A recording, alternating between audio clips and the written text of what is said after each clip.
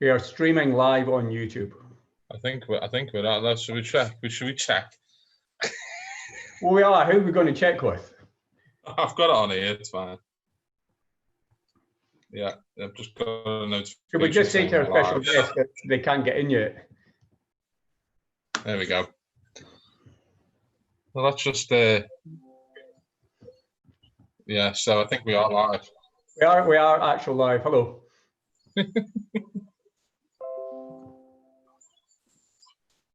Do you want to maybe say who we are?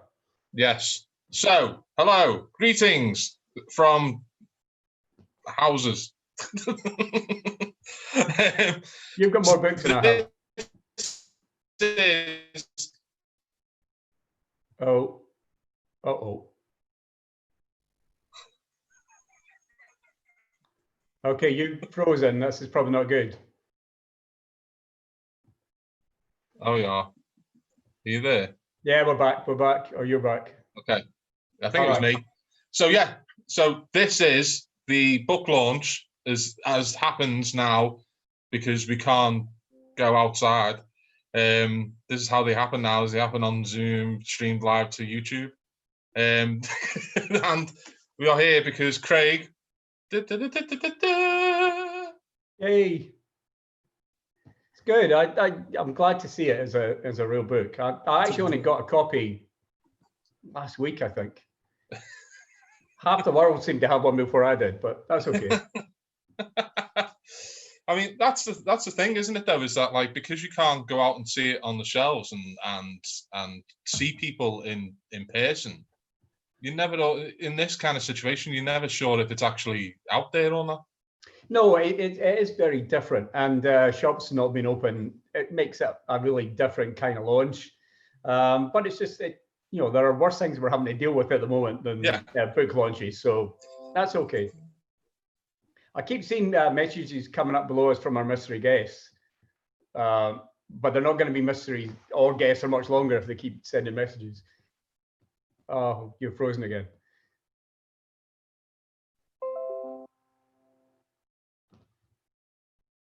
Okay, I'm not sure if the world's hearing me or Luca.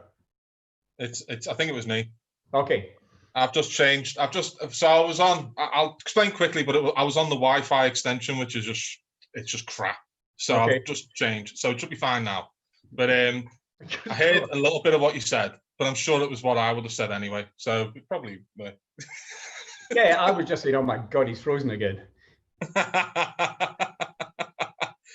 So yeah, I mean, like this is the thing is I've really got to deal with internet connections, and I don't know if you're the same, but like all of a sudden, as soon as it goes down, now you're like, that's it. That you can't do anything. We're so relying on it, but I think also with so many people at home all the time, they're all getting overused, so there's so much more demand on it. I am sitting about 10 feet away from the router, so fingers crossed, I'm fine. I can move to the other side of the room if I have to. Well, we've got a few people saying hello already. We've got Tamia Casera, she says hi guys. Ronnie Martin says hi. Leslie Kelly says hello, and Gordon McGee says hi guys. So there are people watching. There are. Good. I'm glad there are people watching. That makes it worthwhile. Hello to everybody who said hello. So we're gonna talk about the book for about half an hour. And then after that we've got some surprise guests. We've got a couple of quizzes, and if you ask questions, Craig is going to decide if it's a good question or a bad question. If it's a good question, are you going to give them a little prize? I will. There will be prizes to signed books for good questions and maybe for the quizzes, and we've got another couple of things. I'm going to give away lots of books. Lots of books. Yes. All mine, not MD Elsie's. So let's start talking about the book. So this is another Rachel Neary book, but with a bit of a difference. So do you want to tell us quickly what that difference is? The difference is that, well, obviously my other books in the series are all set in Glasgow. This one is only half set in Glasgow and half set in Los Angeles. So Tony Winter is not in this book so much. He's in it, but he's a lesser part. And so it's Mary, and there's an investigation also going in Los Angeles. the quick blurb for the book is that detectives in LA find a body. A man died of natural causes, but when they investigate the house, they find there are things that are not as they should be. And soon, detectives on both sides of the Atlantic find a video feed of a young man who's dying online, and they realize there's no way to identify him, no way to find him, no way to save him, not without the help of a killer. And the only way he will help them is if he can watch them die. I was so close to the end. I said them die. I got the title of the book wrong. So close. So what I found interesting is that, and this is not a spoiler because this is right. Sorry, can I stop a minute because I've been Zoom bombed by my wife. I just wanted to make sure that other people could get into the room because some of your guests can't find the live feed, and I did say what it is like they are in my little waiting area. No. So they might not be able to see the Zoom that's going on, but if they switch on YouTube, they'll be able to see what's happening now. Okay, one of them who has to remain nameless for another half hour has got it. He's watching. That's good. So now he'll know he'll get in at 8:30. Right. If we ever get going with this conversation. One of my mystery guests is no longer a mystery, but that's okay. I think maybe they had a clue. They maybe had a clue. Right, okay, now you have to go again. Okay, I will.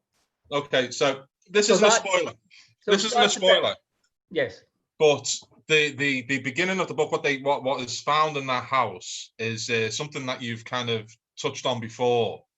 Yes, I mean it's very early in the book. It's in chapter 3 maybe, so I don't think it's given away too much to say that there are items of murderabilia found in the house where the man's died of natural causes. There are quite a few bits of previous books. There's little Easter eggs, I guess, for those that have read the other ones. But it still reads. It should read as a standalone as well. Is the whole idea. Now the LA, I mean, because it is proper. I mean, like there's parts where there's a fair few chapters in a row that are set in LA, and then there's like Glasgow. So I was interested to know if you have any idea how much of the book is set in LA and how much is set in Glasgow. I have a rough idea. What I do, and this will sound crazy to some writers, but I plot the whole book out on the wall in Post-it notes, so chapter by chapter, so I know exactly where everything is.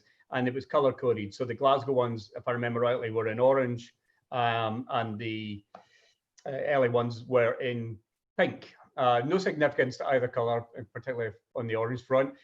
They were just random colors used. So I was able to keep it 50-50 and move things around. So I'm hopeful it's half and half. Yeah, I mean, I did get the sense that it was, but I mean, it was really interesting the way LA was written in comparison to what was the chapters that were set in Glasgow. I mean, did you have to do that completely separate, the way, so you got a different voice for each chapter, or was that something different? I did, because it couldn't be the same voice because it's different cops on either side, and also just the language is different. And that was one of the trickiest things to do. So I wanted the language, they speak different from us. My wife speaks different from me. And there are phrases that I had to be careful that not to use in the US side. So my thinking was, if I got the language right, not even in dialogue, but just generally in the prose, that would help me get LA right. But I also had to keep remembering time differences, which made it really tricky to do this. I'm never doing it again. It's just too difficult, because I would have the characters in the same place and then think, oh, hang on, it's 3 o'clock in the morning for one of them. That's not going to work. So I would have to be aware of that all the time, and I had to change it quite a lot. I mean, that's the thing, isn't it? Because it's the West Coast is 8 hours behind, so it's not even like a 5-hour difference. No, it's 8 hours, and there is literally there is a scene further into the book where they're trying to talk to each other, these cops, and it's like 6 o'clock in the morning for one, and then it's like middle of the afternoon for the others. I mean,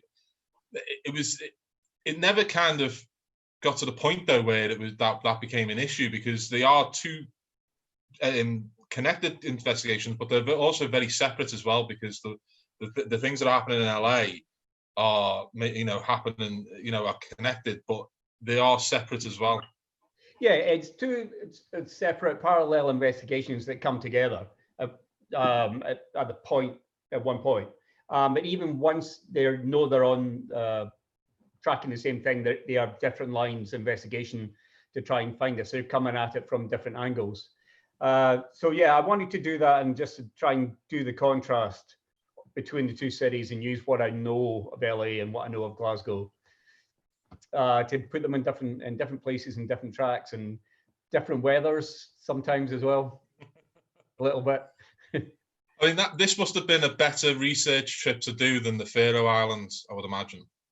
Different for sure. Warmer than the Faroes.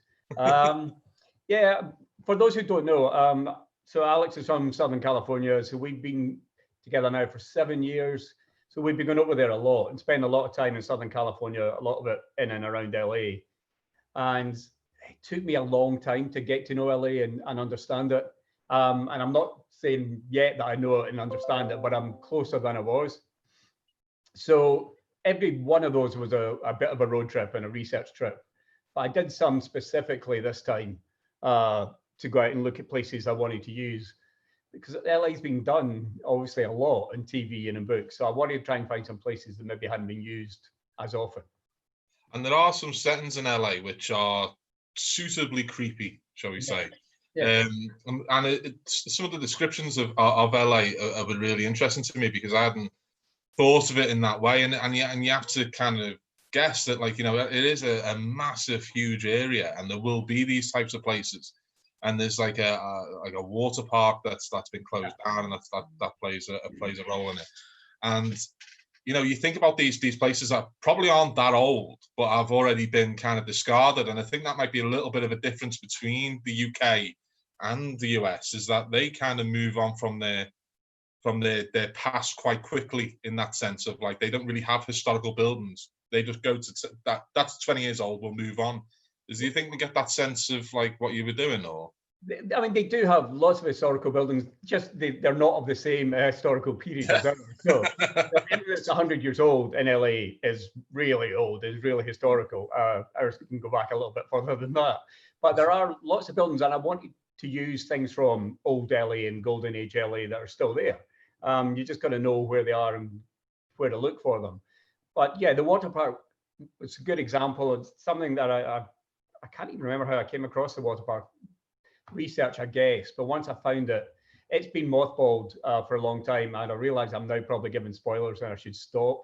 But once I found this place, I knew I wanted to write about it.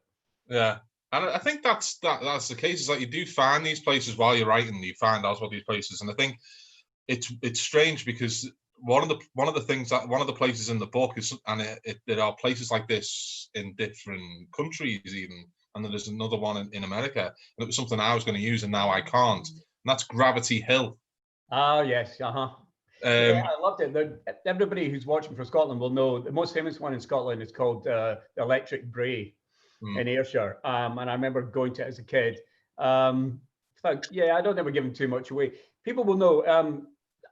Basically it's an optical illusion. But if you sit in your car on your car going downhill on Electric Brae, the same with Gravity Hill, release the handbrake and the car moves very slowly back uphill. And it's the weirdest sensation. It absolutely fucks with your head. I mean, it's, but yeah, no, you can use it. Yeah, I might get away with it. But it's I love those kind of like weird things, like, you know, like those weird places where it's like that optical illusion type of thing. Let's talk about Rachel Neary, because, you know, this is an interesting book in that Tony Wins is not really in it. It's actually the reverse of what usually happens in crime fiction, is that usually if the copper is married, it's a bloke, and the woman is at home looking after the kids while he goes off. This is the complete reverse, where Rachel just turns up and has a bit of a row. Then they get her on, and then like she fucks off again. And he's doing the right thing. He's staying at home, looking after their daughter. I mean, obviously he's got a job of his own, but we give him enough time to do both in this. I felt I didn't want to bring Tony into too much this time, because with the American setting, I'm immediately bringing in two new characters and two new cops in Brian Salgado and Callie O'Neill. And I felt I didn't want to crowd it too much with people involved. And also, there was a point in the book when you have two separate characters, for Tony to keep getting involved or having something to do with Rachel's investigations begins to stretch things a little bit. And I think I'd stretched that to the max. So it was time for him to stay at home and let her do her job. Yeah, I think that's right thinking, is that like it would have got too convoluted, I think, in that sense, wouldn't it? It's just like too many characters. If you're bringing in now these two detectives from LA, Yeah. Salgado and O'Neill, I mean, they are brilliant. I mean, where did the when you were deciding on this story, which is a story that you will be telling us later on with one of our special guests, okay, yeah, where it came from. But when you were thinking about LA detectives, and there has been so many, I mean, how did you come to kind of create those characters? What was your process behind it? I'm not entirely sure I remember, to be honest. I know I wanted two of them, and I wanted a man and a woman. I wanted a bit of contrast, which is not exactly unusual. Quite often that's the case. I wanted some diversity as well. So those were the things I started with. And from there, as to what their character was, I didn't know when I wrote the first scene. So some words came into their mouths that seemed that would work and that would work. Then I went back and sort of changed things until they became a bit more fully formed, a bit more what I wanted. I wanted him to be a bit more instinctive and her to be more reasoned, a bit more like Neri. So those were my starting points, and then they just kind of grew on the page, I think. Yeah, and it's the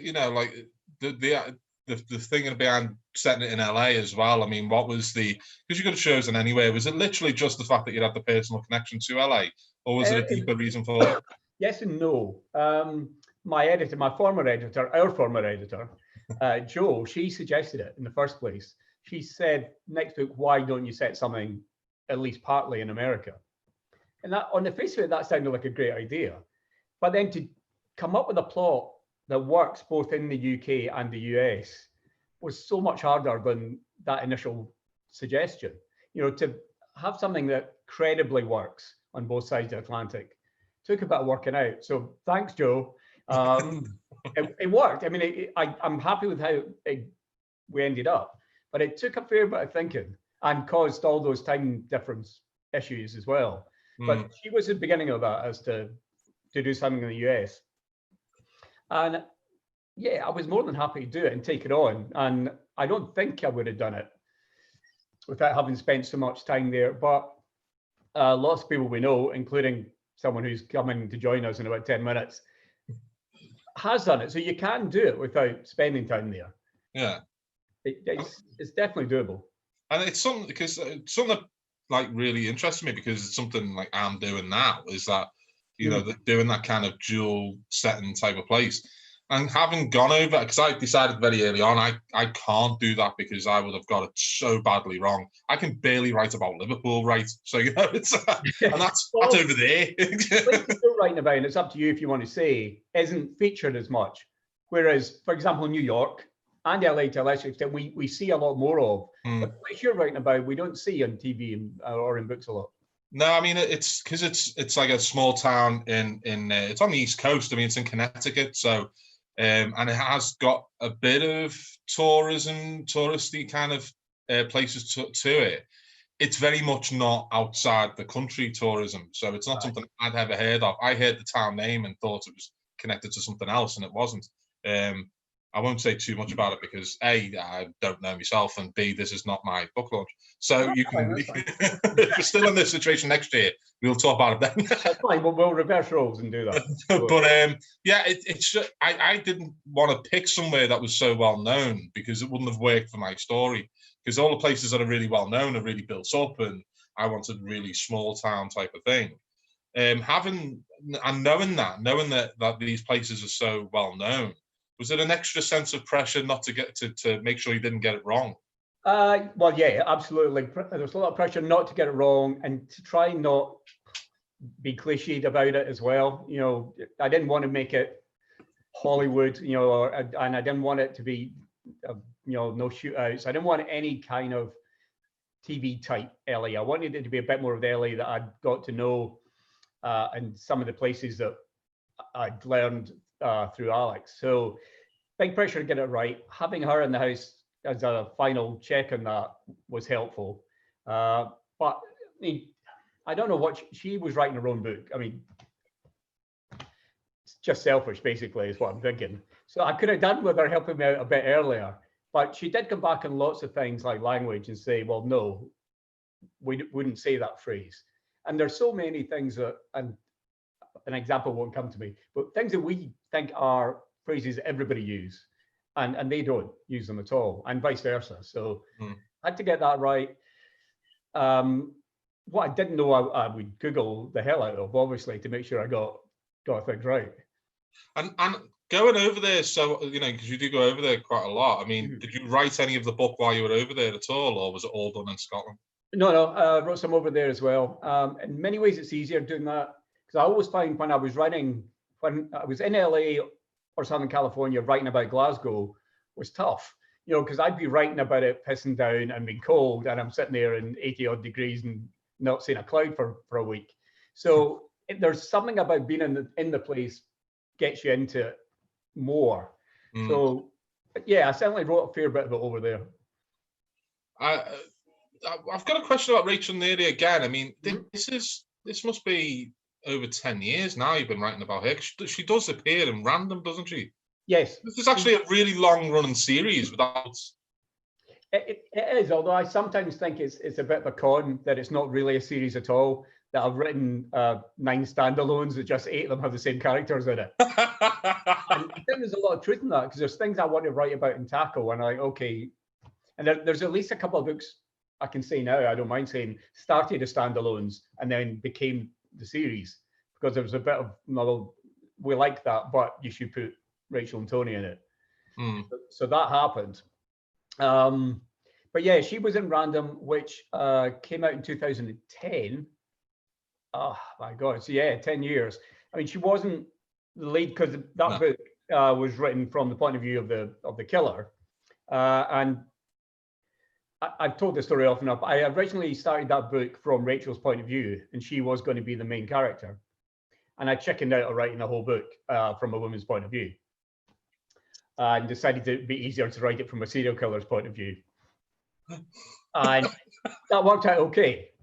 So she was in that, and when it was finished, she was one of the few people left alive in that book. And also I liked her. So when it came to the next book, I thought, yeah, she's going to be in it. And also, as a sign of my growth, the book I'm writing now, which is a standalone, is written entirely in the first person from a woman's point of view. So I've got over that fear or whatever it was, and doing that now. And what do you think? Do you think like draws you to writing from that point of view? Though, is that just a personal choice, or is there something behind it why you want to do a female point of view? Because, you know, most of your books do have very strong female presence in them. I hope so. And is there a reason for it? I'm not sure. I think when she came in to Random, I wanted her to be a female cop, female detective. And I liked her, didn't see any reason to change and go right from a male character in. I don't know, I do feel that female characters can handle lots of situations much better than male characters. And the same in Watch Him Die. There's lots of times where Cal O'Neill is the more reasoned and emotional, but the controlled emotions than he is. And I like that they can play off each other. So I'm happy with that for the moment until I get told I can't do it, and then I'll maybe change.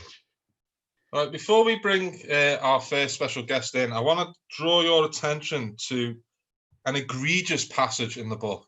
Okay. And this is the moment where Craig gets cancelled, by the way, just for reference. Okay, I think I know where this is going. So I'm going to read from it now. Sinky's superpower was knowing who was going to order a deep-fried Mars bar with chips. He could spot them a mile off. First off, chances are they were tourists. Hear an English accent in the queue, and it was a good bet they'd be eyeing up the DFMB. Liverpudlians were the worst for it. You'd see them nudging their mates. Go on, dare ya. Where's this come from? Where's this outrageous attack come from? It's based very much on real life, as you know. That scene was inspired. Now, Sinky is only the name and the occupation is based on Lewis Sinclair, my friend's son, but my friend, the referee. Yeah, the ref. The ref. He at that point was working in the Blue Lagoon, which is where that scene was set. But where did the band play? Was it Tramway? Yeah, I think it was the Tramway that year.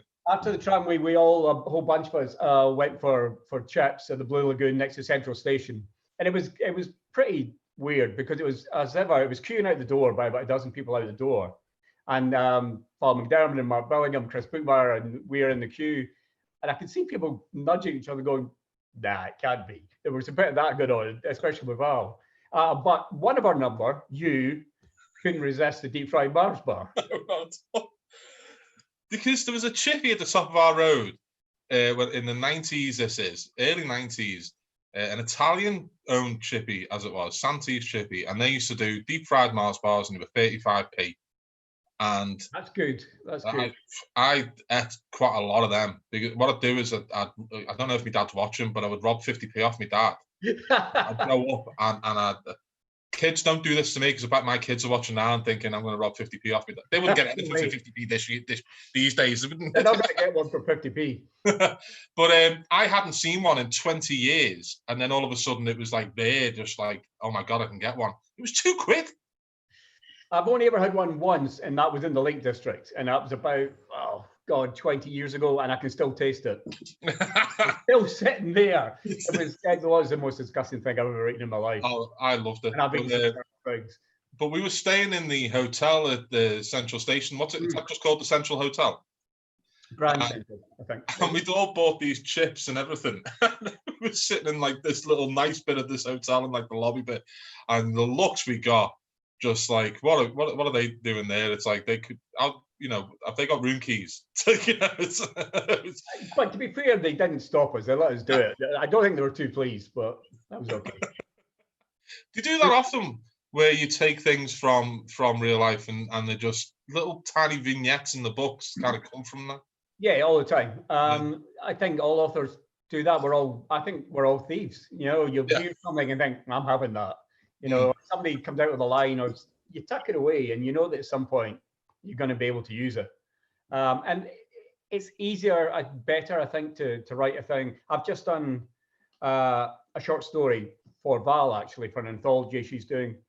And something that had happened in real life that I'd learned just a few days before it was perfect for it. And I had to go and ask someone else because it wasn't my story. So I had to go to a friend in LA, actually, say, this is your story, but can I use it? And he was very generous and said, yeah, I don't mind. Please go and do it. It was just one of those things that fell into my lap and was perfect for the short story.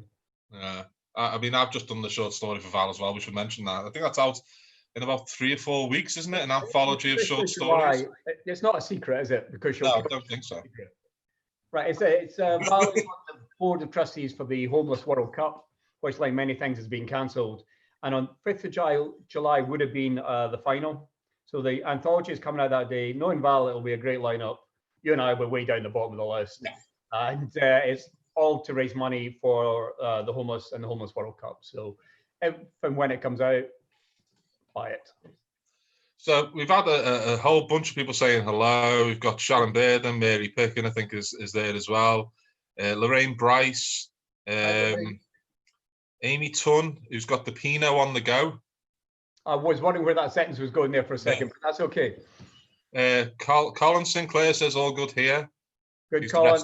That's the ref's dad. That's the ref's dad, yeah. My dad put a thumbs up. Susi Holliday says hello. Pauline Render, hello everyone. Well, we will be doing questions from the audience. Yes. So if anybody has anything particular they want to ask, it may be moderated by Luca or someone else. I'm not sure. But yeah, feel free to ask anything. There will be prizes. Yeah. So we're going to bring in our first special guest now. Let's see if this works and if he's ready. We might just get a blank camera. Oh, we've got a name. Oh, there he is. There we go. Oh, he's almost with us. He looks confused. Hey! Hello. I just seen something happening. I was watching you on YouTube, so I had to click that off quick. I don't know how to hear. Well, he didn't give you much warning, to be fair. We didn't. No, there's other people written there. As well, written and can't see anything, so we had to go on the YouTube to watch it. Yeah, because I was going to leave filthy comments. well, Then decided against it. I saw them because you were messaging each other on Facebook, and they all popped up on my screen while I'm chatting to him. But all right, no, perhaps I know this is a man who needs no introduction, but we should perhaps introduce him. I am Craig Robertson. This is my new novel. Watch him die. Watch him die. Very reasonably priced. This book, very good. One of my masterpiece. This book. Right, that's fine. You can go now. Thank you. Bye. So this is Steve Cavanagh, who he writes books as well, don't you, Steve? Yeah, I write the odd one. And he's author of the best-selling 13, the forthcoming 50/50, and Twisted as well. That came out between those two that I was mentioned. 50/50 is now coming out in September, Steve. September, yeah. It's on the bookshelf behind me. Oh, is it? It is. Very All cool. the other books. Actually, will we do this now? We noticed that one of the things people like to do during Zoom is to have a nosy into other people's houses and bookshelves. Yes. So if I move my head, if anybody can see from where they are, any of the books that are on my bookshelf, they're all crime novels.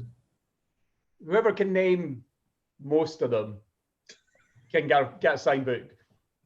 Oh, I see the I'll Quaker. let you see that side as well. I see the Quaker. Murderabilia there. It's what, eh? There's Murderabilia there. Murderabilia is there. I thought I may as well have one of my own as well. Oh, yeah. And is that going to be red shelf? Yeah, it is. I do have my own shelf upstairs, but that just looks a bit show-offy.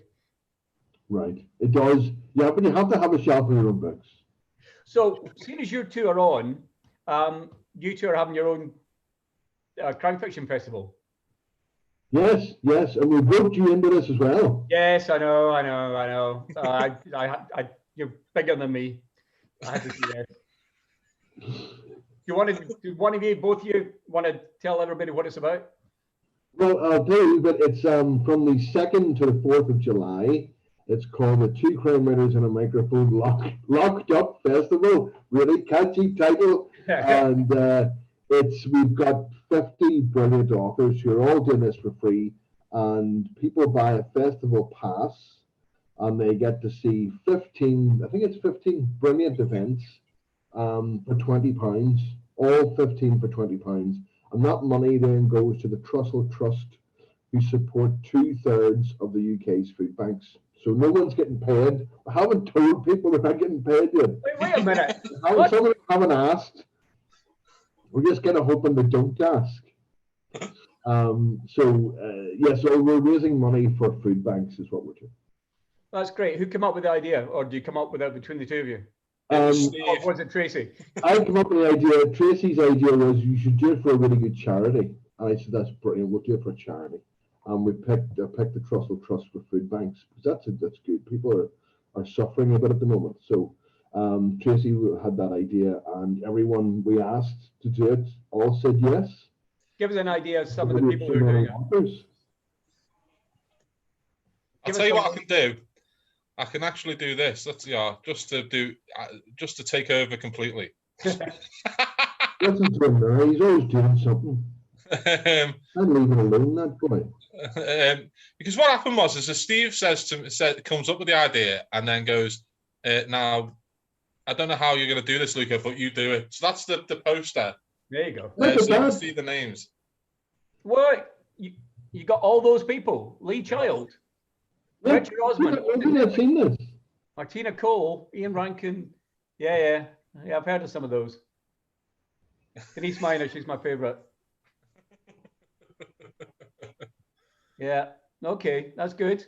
So basically what happened is we asked some people that we knew, and they all said yes, which meant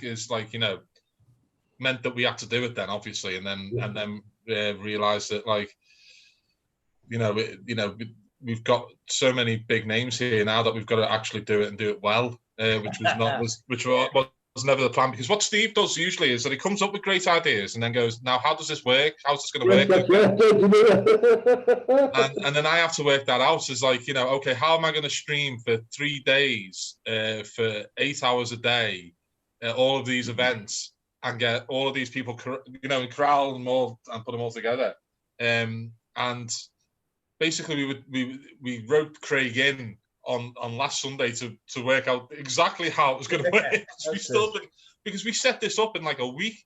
I remember I told, because Craig was one of the first people we asked, because Craig says yes usually to everything.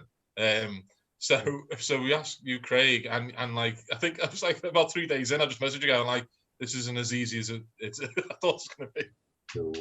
No, I mean, I've done the same thing through Butte Noir in particular. Is you ask people, to go over to a little island off the west coast of Scotland, and they all say yes. And they're like, "Well, really? Okay, great." Yeah, it's really I've got to make it professional. It's a good problem to have. It is. It's a much better problem to have than people saying no. Yeah. And if that's a great lineup, and it's for a great cause. So the two things go well, obviously, together. Yeah. Well, thank you very much for being a part of it. Glad to do it. I didn't realize I wasn't getting paid, but that's okay. That's all right. I mean, this is the thing, though, Craig, is that you're on to Butte Noir is yours and a couple of other people, Cavanagh in Butte, but you're also on the board of Bloody Scotland as well. Yeah. I mean, this is the reality for this year is the festivals are going to take place online. Yeah. And it's up to those festivals how they're going to do it. So what have you been talking about in those kind of meetings about what you're doing? I'm not sure if I'm allowed to say or not say, because we don't know for certain yet. We have plans. We have plans, and we have an A plan and a B plan. There will be a Bloody Scotland presence online. How big it's going to be, we're still talking about, arguing about, trying to fund, because we want to absolutely get it right. So we've been having meetings every week, all on Zoom. We have some really good names. We're not quite there yet to tell people what's going to happen, but it will be on the festival weekend, which I wish I'd worked out, but it's about the 20th of September. So it'll be Friday, Saturday, Sunday of that weekend, all being well. And we're desperate to announce it. We just need to get a couple of things in place. And I wish you hadn't asked me. Waiting to see how ours goes. Yes. Before you do anything. Yeah, well, it's, in all seriousness, it's really good for us because we can watch what goes right, and if things go wrong, hopefully they won't, then we can learn. But no, it's the way it is, and I know we're all missing festivals, and the people that were maybe going to come in. Oh, Tracy! Somebody's come in there. Apparently my sound is shit. So I'm coming closer to the microphone. How's that? Oh, right. That's better. Yeah. Is that better? Yeah. It is. Luca Veste was supposed to get me a new microphone, but he hasn't bought it as ours yet. No. Because you just asked me to set up a festival that's already sold hundreds and hundreds of tickets. So the tickets that you have to work with here. Tickets are limited, aren't they? To 1,000. Is that right? Yeah. I think it's 1,000, and we've sold over half of those already in the past 4 days. Okay. So they are going quite quickly. Something we're going to be announcing soon is Waterstone's involvement on it in the festival. They've done something incredible, so we can't wait to announce that. We'll be doing that soon. So we're expecting those tickets to kind of quickly go as well. Okay, so what you should do is, and then get back to talking about me, is how do people get tickets? Where do they go? They can go to Eventbrite and just put in Two Crime Writers, the Locked Up Festival. You can go onto Twitter, and we are at Two Crime Writers, and you can see the pinned tweets on there. Just one of our first tweets will give you all the info on that. We have got a website, but we can't remember what it's called or where it is. No idea. I can't see how this could possibly go wrong. We set up 3.5 years ago. We set up this website 3.5 years ago, and we've never looked at it since. So we don't know what it's called. We have a fucking YouTube channel. We found the YouTube channel, and we were like, we've got 6 videos on this, and then we just stopped. I don't know what happened. So this all bodes well. Yeah, but it bodes very, very well. If you need help, give me a shout. Yeah, we will be. We've raised three photographs, see these three images here. This is like the 3 stages of aging. It is nice. It's nice and dark, but he's going a bit bald. I just noticed I'm getting a bit of grey here. Oh, don't worry about that. That comes to us all. And you have a wee bit of grey, but you have a youthful vitality. Yeah, a little bit, more than a little bit. You have a youthful vitality, which I don't have. Well, thank you. You're right. I'm glad somebody noticed. Yeah, it's all that moisturizer. I spent half the day. That's why I never get anything else done. It's just moisturising all day, and it's all over the typewriter. Right, shall we bring someone else in? I haven't said anything. I'm saying nothing. I'm just drawing a discreet veil over that. Yeah. Right, let's bring. You can leave it there. Let's just because I have no images. Let's bring in another guest. This man is the best-selling author of the Fawn series. Oh. He has a book out next month. It's Mr. Mark Billingham. Well, he looks very confused. Right,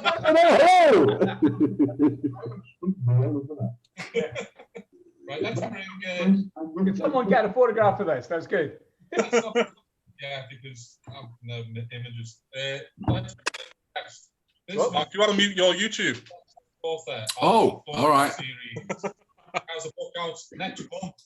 It's Mr. Mark Billingham. Oh, I'm very confused now because the sound is really odd. I have to get rid of the YouTube thing. Okay, hang on. And it's gone. But now I've lost Zoom. No, you're okay.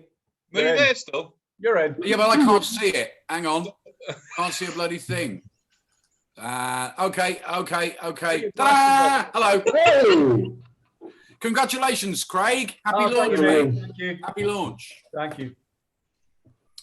I can What literally about my beard then, Mr. Cavanagh? Yeah, well, look, you see, you've got that's good. You kind of like a wee sort of a Mexican thing. See, this bit is dark. The porn star bit me too. is dark. I'm darker here. And then everything here has gone silvery. I know. That's a silvery thing. That's like a sort of a gaucho. That's class looking.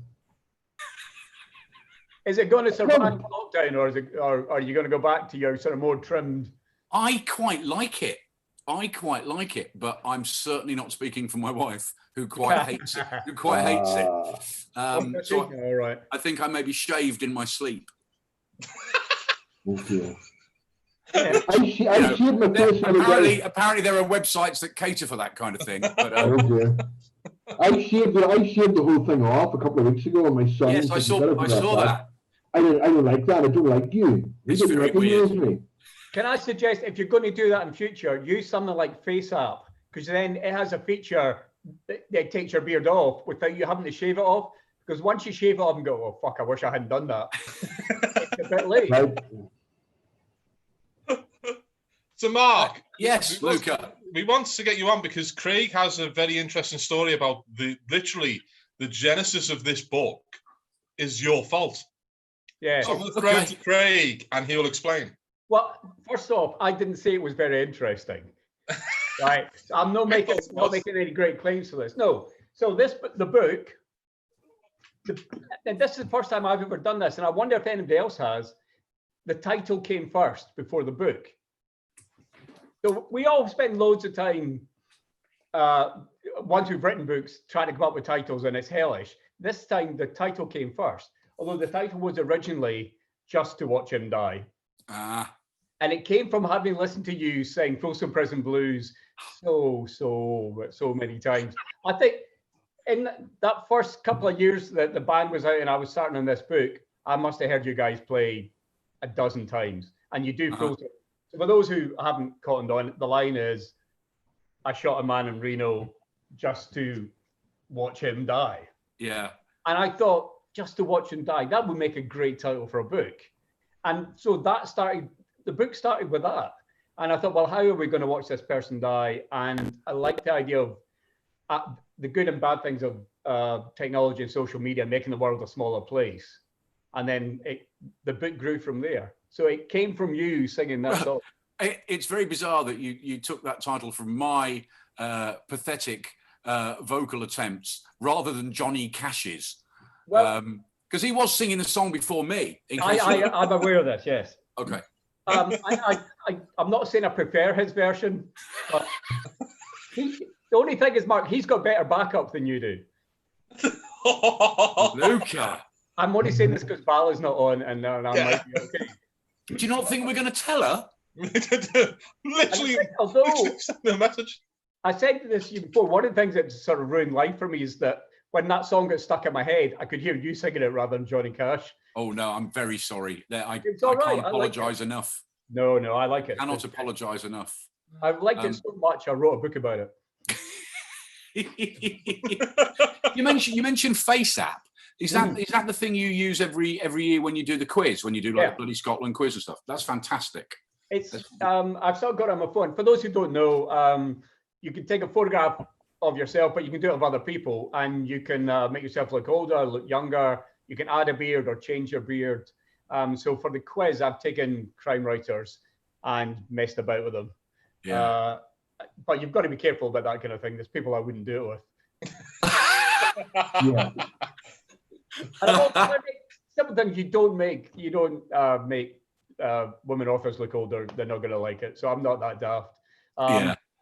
I think I made you look both older and younger, Mark, if I remember rightly. I think I've gone through both transformations, both equally disturbing. It's a great round though. It's a great round. It's fun, and sometimes you get them right away, and it's just funny. Other times they're more difficult. I've tried to do Steve a couple of times, but it doesn't work for people with no hair. Yeah, I just look exactly the same, just with a white beard. Yeah, but can't you make him look younger and then add hair? It's tricky. It never looks quite right, but yeah, I'll have to go at that for the next one. So if everybody can forget we've had this conversation, okay, that'll help. Okay. I'd like to see like Steve in a variety of wigs, just like like here's Steve with an afro. Well, Steve with I braids. see Steve with hair. Steve, remember it was at your 40th birthday party. There were some photographs. There were photos of me with hair, yeah. I did have hair once. It wasn't great hair by any shakes, but it was hair. It was, I used to hate going to the barber as well.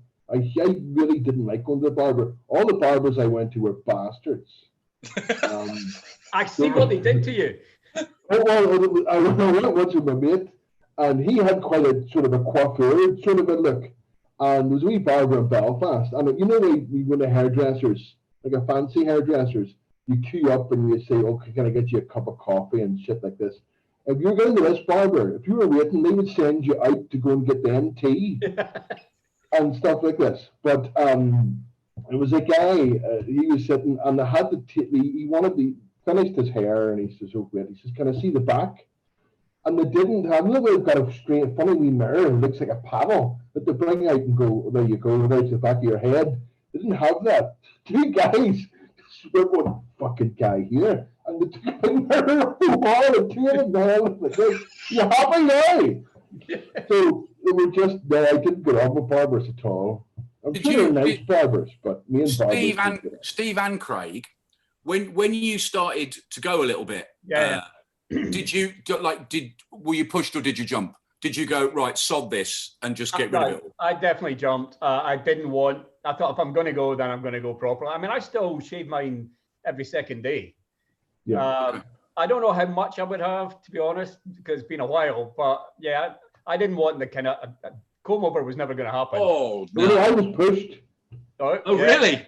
Oh, yeah. Tracy pushed me. I still, big time. I still had hair, but it was all, I sort of had this ball, but I had somehow managed, I sort of grown like this, and it sort of was kind of sculpted together like this. And Tracy said to me, on a windy day, "You're fitting nobody, son." So then I got the clippers out and stuff. And yeah, so every second day I give it a blast, and it's okay. We were talking about moisturizer there as well before you come on. So you have to moisturize a bit, you see. You do. It's not something we talk about, Steve, but yes. If you don't moisturize it, it gets very dry. You've got to do it. Yeah. It's a thing. Is this the way you imagined the conversation at your book? No, not going? really. No. That being said, I had no idea where it was going to go. What we maybe need look at is more hair. Yeah. But should we bring someone else in? Have they got hair? Well, they've got more than Steve and I. Let's see if they've got hair. I don't know if I've never had 5 people on this before. Yo, lots of hair. Hey! It's only Susi Holliday. Hello, Susi Holliday. Is this the way you imagined the conversation of your book? No, not really. Oh, that's not me. You've got the YouTuber. What we maybe need look at is more hair. Yeah. Susi, Hey. come off. Oh. Have they got hair? So Susi, you need to mute YouTube wherever you're Yeah, playing. I am Let's switching see it if off. they've got. Cool. Sorry, you surprised me. I know. I hadn't even thought to actually tell you how I would bring you in. I just said There was no running order, nothing. And as for your waiting area, Yeah. your waiting area is just like a box in the corner of the screen that says, no, you can't come in. Yeah. There's no crisps or anything. No crisps, no refreshments, not even a potted plant. Well, yeah. So Susi, thanks for coming on. You've actually read the book as well, haven't you? I have. I was one of the first people to read it, actually. you were. And I've just looked at my quote, which was on Amazon, which says, I'm going to read it out here. Hang on. Devilishly clever. This might be his best yet. SJI Holliday, question mark. Question mark. It was definitely me. I definitely said that. Well, there's a question mark against your name on Amazon. Yes. Anyway, it's a great book. And I don't have a hard copy of it. I've got this version. Okay. But yeah, it's brilliant. Well, hang on. Now we've got one more. We need to, if everybody's got their book. Yeah. Are we all going to do it? Well, Susie's got a Kindle. Okay, answer me this. Answer me this, technical people. Why are all your books, when you hold them up, the print is the right way around, but mine appears to be in a mirror? It's the right way around for us. Yeah. You think it's the wrong way around, but it's actually the right. Like when I hold it up, it's the wrong way around. I can see the wrong way around. But are you seeing it the I'm wrong the way right way around? around. No, we're seeing it the right way around. No, but Steve, are you seeing it the wrong way around? I see it the wrong way around. Yeah. Right. So we're all seeing it the wrong way around. Yeah. Yeah. In your own screen, it's the wrong way around, but on the projected screen, it's the right way around. It's magic. In tonight's episode of Grandpa Finds Out About the Internet. Oh, you just reminded me of a conversation I had with Doug Johnson. I've just read Doug Johnson's new book, which is we shouldn't be talking about other authors, but No. Doug Johnson's new book is trilogy and it's brilliant. It's brilliant, absolutely brilliant. And there's lots of stuff about physics and stuff in there and the universe, as you'd expect. And Luca, do you remember the conversation? That very book. Do you remember the conversation I had with Doug in a dressing room where I said to Doug, "You're going to think I'm stupid, Doug," well, which I probably shouldn't have set him up in that way. But you know, like the Milky Way. And he went, yeah. And I went, is that the universe? And he basically hammered me for about half an hour. And is that as stupid as, is that very, very stupid? Yeah. Okay, fine. I'll take your silence as a big fat yes. What do I know about the universe? Well, I think we know. I'm from Birmingham. We've just learned what you know. That's a good question for Craig Robertson. Mr. Robertson, what do you know about the universe? Yeah. I know that there's a restaurant at the end of it. Does it deep fried Mars bars? And Milky Ways. Can you deep fry a Milky Way? Iron Brew in your honour, Mr. Robertson. God bless you. God bless you. I'm drinking Peroni in yours because I haven't got any proper beer. Oh, okay. Mark, what's Iron Brew Extra? It's basically sugar free, but it's better than sugar free Iron Brew. It's absolutely gorgeous. I haven't even And had what though? What's added? Is it sugar? No, free? nothing. Extra Just no extra taste, no sugar. extra And- chemicals. Probably. But Luca can vouch for this because he's seen inside my pantry, which is not a euphemism. But Oh, he has my seen inside my I'm going pantry. to say pants there. I do have an awful lot of Iron Brew at any one time. I've now found a place I can buy 24 cans at a time for $9.99. Nice. If you can find a place where you can buy proper, like old recipe, before they took the sugar out of Iron Brew, you're on a good thing. Is that quite pricey now? Well, there's a black market in it. There's an No. yes, there is. Oh my God. People went and bought it, and they stockpiled more Iron Brew before they took the sugar out than they did before lockdown. Wow. Panic buyed, bought. Okay. That's Books gonna are better than my language, honestly. That's going to start being quite out of date soon, though. So it'll start to make some sort of weird gloop inside the cans. So it'll be interesting what happens when people drink that. Probably be some sort of Spider-Man situation going on, I think. I don't know. Yeah, you don't have vintage Iron Brew, do you? You don't people go, it's a 1973, a particularly good vintage. Because it's just going to be hideous slime, isn't it? Right. Well, some of it like it tastes like that all the time, but that's okay. Okay. I'm not a big fan. So, Luca, if you were having a deep fried Mars bar, would you have proper sugar Iron Brew with it, full sugar? I mean, I don't know if this is like a wine with fish kind of pairing thing. I don't know if that's like how it works, but I mean, yeah, why not? It's got to be full sugar. I mean, if you're gonna have the heart attack, you may as well go for it full on. You know, like it's. I mean, that's the thing. I think I need to take a stand here because this is becoming casual racism, and I think I need to draw a halt to that. I just sort of thought if we were 5 American authors having a book launch for a friend, they would be talking about the book and how genius it is over there. Why don't we bring an American I agree. All the way from the other side of the room. Hey! Hello. Hey, Alex. What do American authors talk about at book launches? Is it deep fried Mars bars and Iron Brew? No, all about ourselves in our books, and a mile a minute kind of pitch fest. Yeah, that's what we do. There tends to be a lot of that, in all seriousness. In all seriousness, though, doesn't there? Piles of them. Yeah, and piles of kind of assorted tat. Yeah. Bookmarks and all sorts of stuff, giveaways, and there's a lot of that. Well, but then there's some of us who tend to pick fights about guns with people that we know that will get really riled about that. Who had 1 minute 40 seconds before she mentioned guns? Well, it is about LA, isn't it? Yeah. Okay, actually, seeing as LA.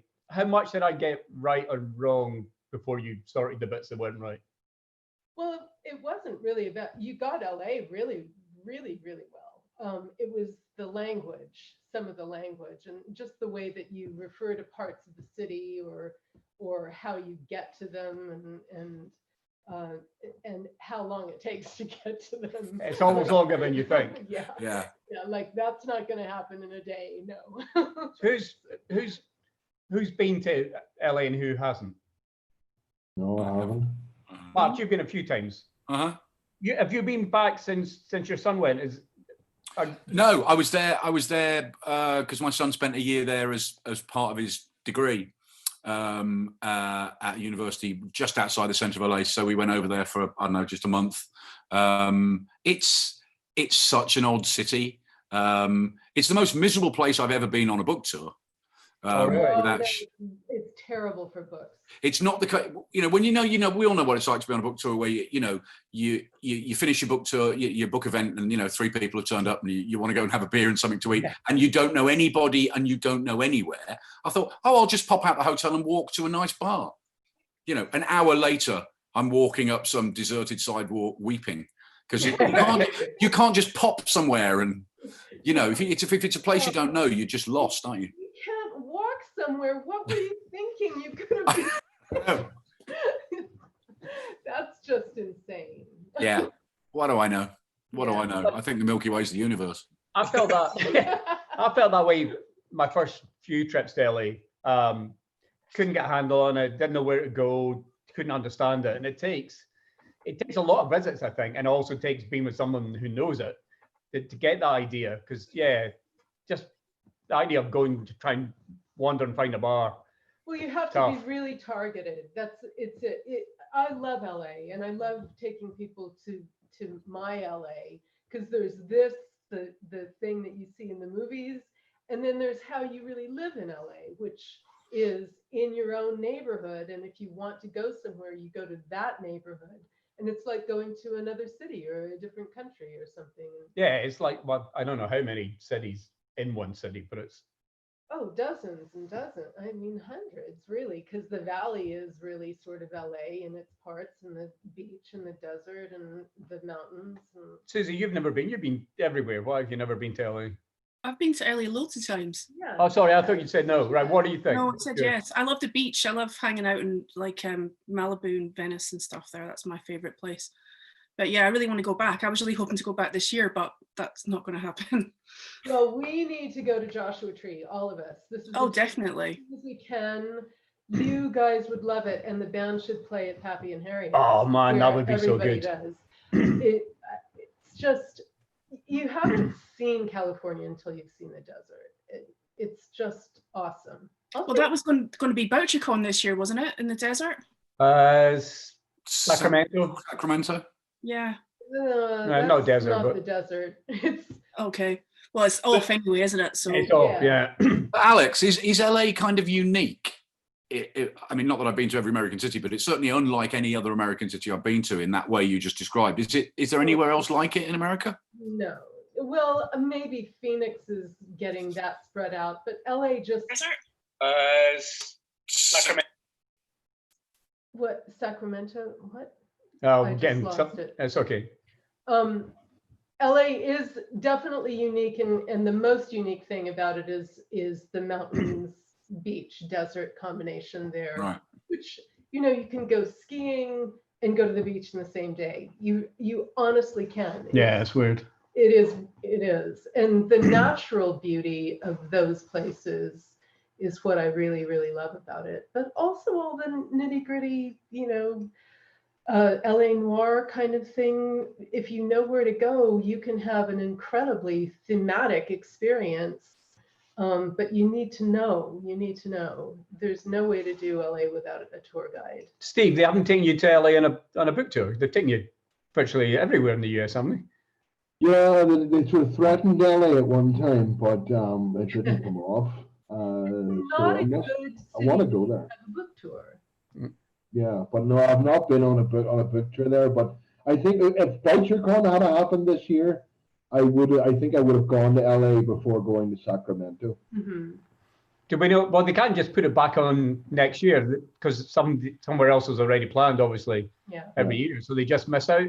So, Well, they'll I'm not sure. I think so. something. Yeah, I think that's what happens, isn't it? Because next year, aren't the next 2 or 3 years already planned? yeah, we go back to New Orleans in 2021. Yeah, New Orleans next year. Yeah. Yeah. Oh yeah. Oh, please let that happen. Yeah. that's a perfect introduction to the picture I want to show you. Oh, go on then. Okay. Can you see it? Yes, yeah. I know what it You're is. on a window. Is it Chloe in the window? Yeah. Yeah. I was just thinking about like having road trips with you, Craig, in America and the kind of shenanigans. And I think you should tell everyone about Chloe because that was quite an interesting place. Okay, so the three of us and Jamie, Susie's husband, went to, what was the name of the plantation? The Myrtles. Myrtles. The Myrtles, and we went there. Oh, we've lost someone. We've lost Luca. Oh, well, that's Right, okay. I'm here. It's Oh, okay. there. Hello. Everybody's moved possession. That's really going to fuck with my head. Went up to the Myrtles, which is supposed to be the most haunted plantation in America. And oh, there's me and Alex, me very, very mansplaining, to say the least. Spreading, not splaining. Manspreading. And yeah, they were supposed to be haunted by various ghosts, but particularly by a little girl who was supposed to have fallen or been thrown down the stairs in the plantation, and she would appear in the windows.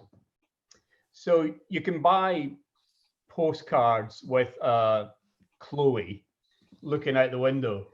So I think if I remember, yeah, there's Chloe. Yeah. So I posted 3 or 4 pictures from our trip to the plantation, including one just of the window, but it was the postcard one that had the fake Chloe in it, but never mentioned it. And I think certainly one of Susie's friends completely freaked and going, there's a girl in that window. And we were going, what are you talking about? Can't see a thing. So you did say she would kill me if she found out I'd done that intentionally. Yeah. Well, That same trip, we nearly killed you and Jamie by locking you in the car. that's right. It was over 100 degrees. And Alex and I were taking books in to post them. Left Jamie and Susie in the car, and I locked the car for some reason. Came back out. Turned the engine off critically. Turned the engine off. I turned the engine off. So that's right. So I came back in. They were really, really almost dying. So I put the engine on, closed it again, and went away. But I put the engine on with the heating on. So they went from 100 degrees to like 120. But we nearly lost them, but we didn't. It was fun. Yeah, it was fun. It's a lovely story. Luca, you have some things, don't you? Oh, do you have questions first of all, or do you have those things? Well, no. Let's do this first. So I've got 4 pictures, and you have to guess whether or not. Let's see if I can actually get this to work. Hang on.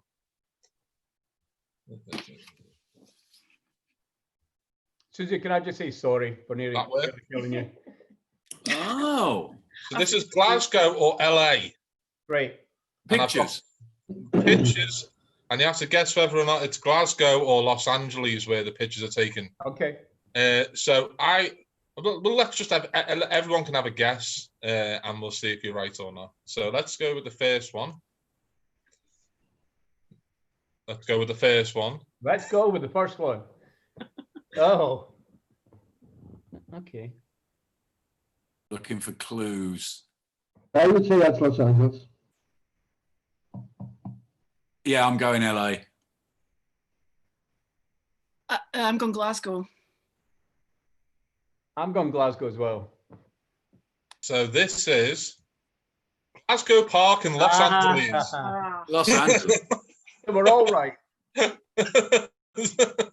So yeah, I mean, I was trying to find like clues, but basically I was trying to make sure there was never a palm tree in the shot. I had looked up similar photographs, which I then couldn't get from one laptop to the other on basis of knowing less about that than Mark does about the universe. And yeah, I found some pictures in LA downtown that looked like Glasgow, except all the cars were driving on the wrong side of the road.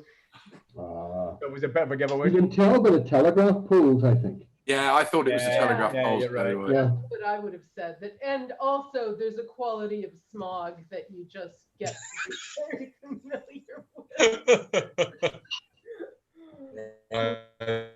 Let's go with the next one then.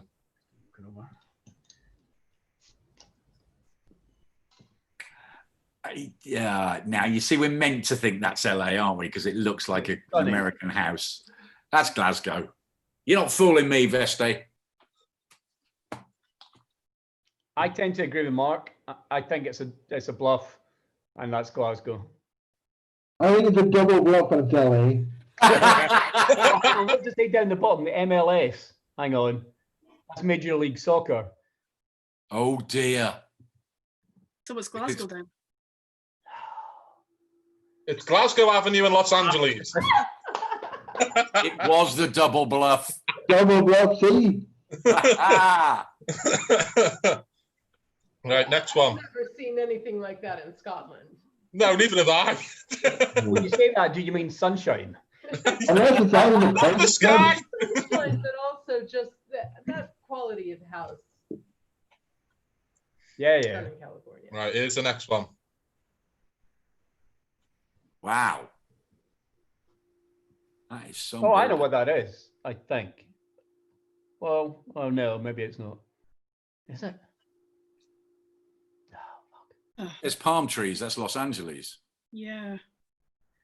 Los Angeles? It could be Butte. Yeah. Oh, but it doesn't say Butte. With Glasgow or Butte isn't an option, Craig. No, I'm just saying you get palm trees on Butte, so Yeah, but not in Glasgow. not that I can think of, no.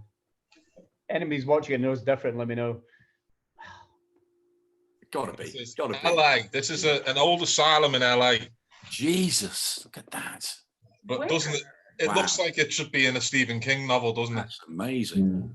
I mean, it's that's there's nothing around it. Now you wouldn't be able to see it that way, but I don't know where that is. There's an asylum at Woodley in Glasgow, which is what I was thinking it might be, that I used in the Urbexing book, whatever it was called, In Place of Death. There you go. But they're all LA, aren't they? I've got one more. This is going to be difficult. Well, that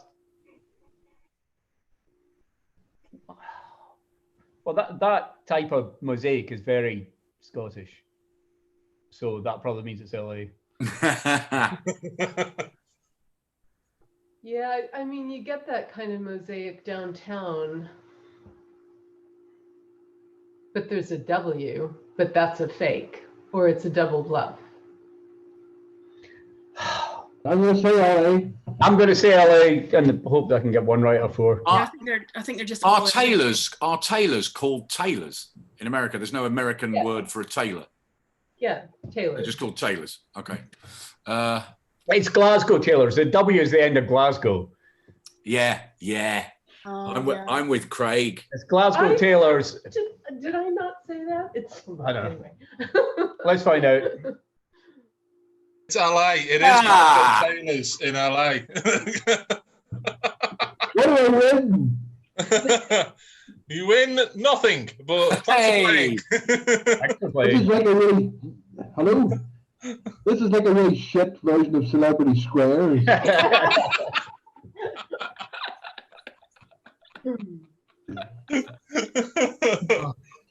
It's the nearest thing we can get, though, to make up for festivals where we can be in each other's company and talk shit. Yeah.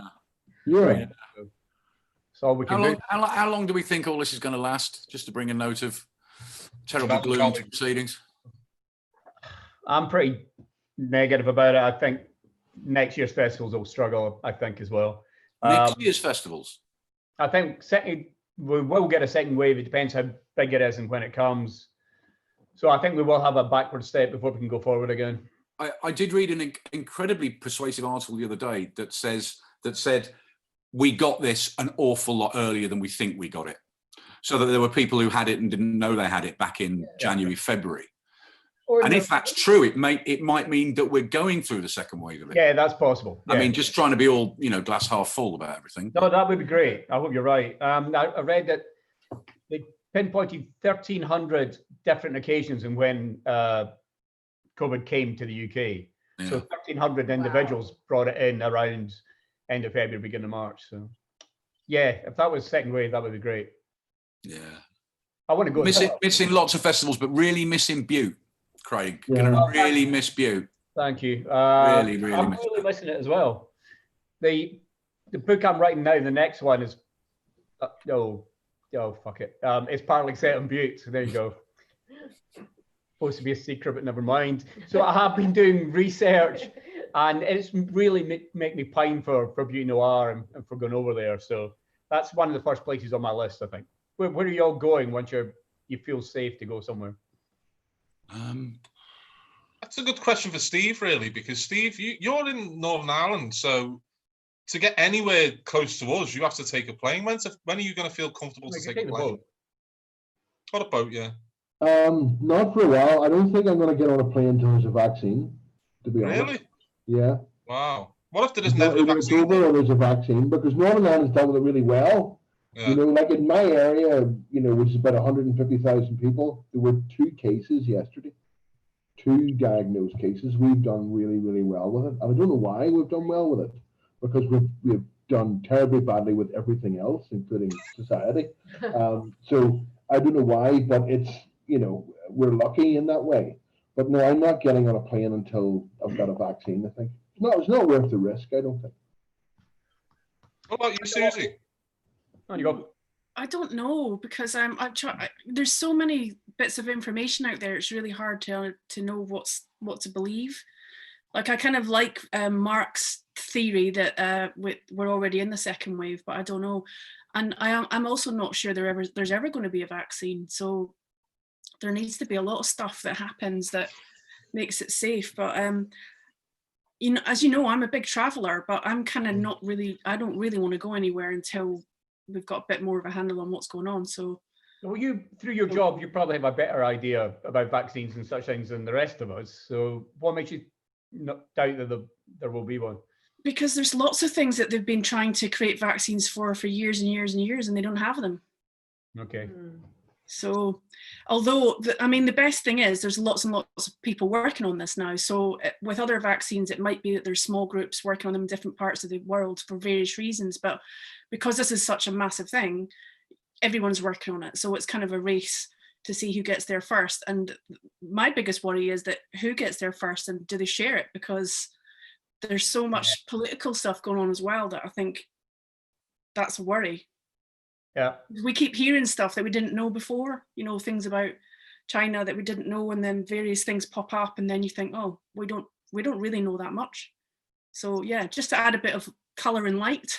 Yeah, let's go back to deep fried Mars bar. Yeah, I mean, that's the thing, isn't it, though, is that this is the kind of thing that, you know, will be missed, is this kind of performative aspect of the job. I mean, Craig, you're involved in so many different festivals, and you do events all year round. How has the switch been to basically staying at home?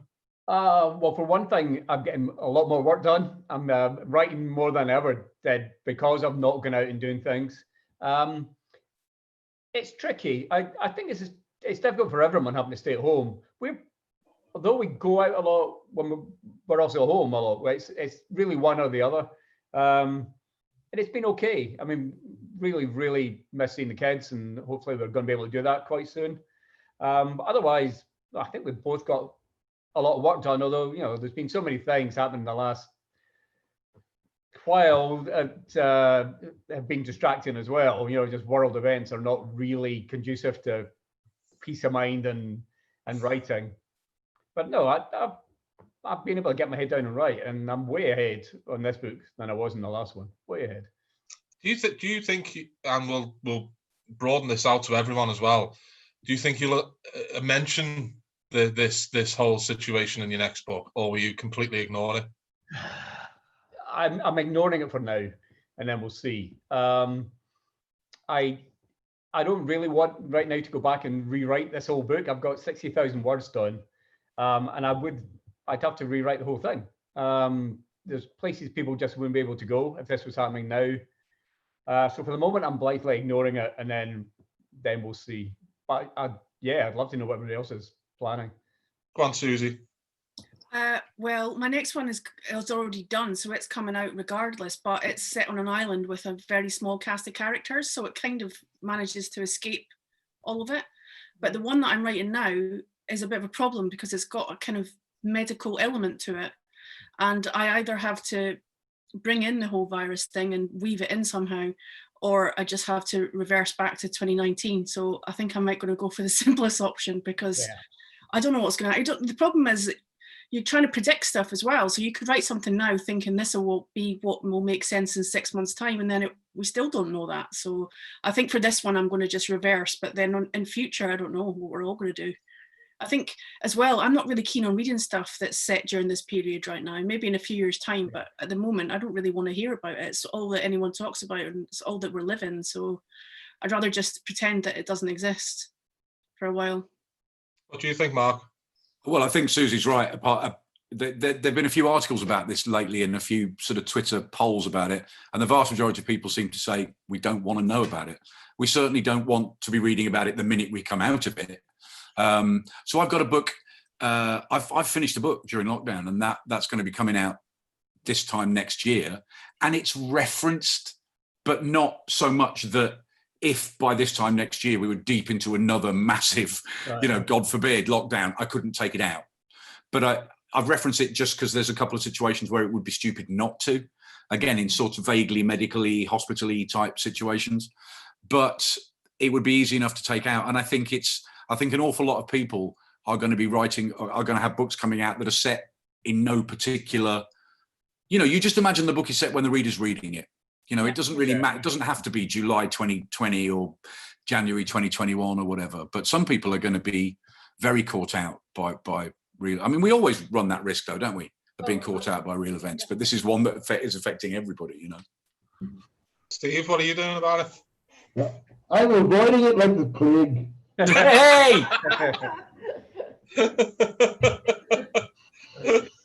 I mean, because that's exactly what I'm doing as well. As I'm pretty much just gonna, because because we don't know what's going to happen, and because things are changing so quickly. I mean, I thought about it the other day, and I thought it's not even been 3 months yet. It's not been. I think it's like this is like it just feels longer.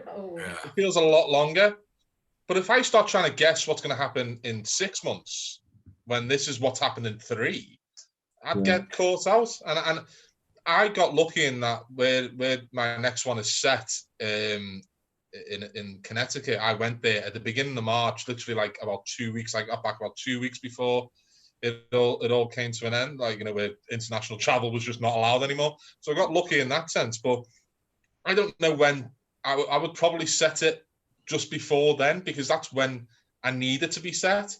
So I can't go back another year on top of that. Otherwise, I'm writing historical novels at that point, and I don't want to be doing that. Yeah, well, I'm lucky because I started a new series that is historical. It starts in 1860 San Francisco.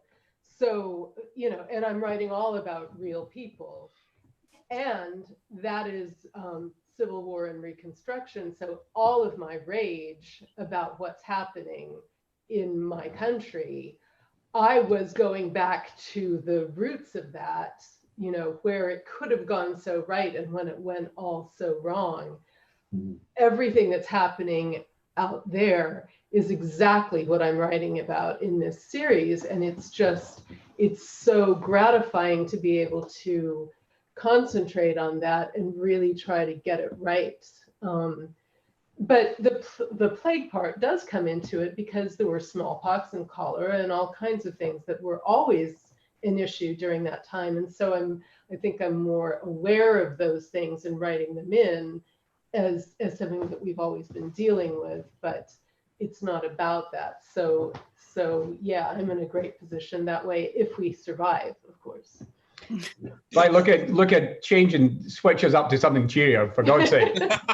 Right, so I don't know if do you guys just want to stick around, because you're more than welcome to, but we're going to go to some questions from the audience now.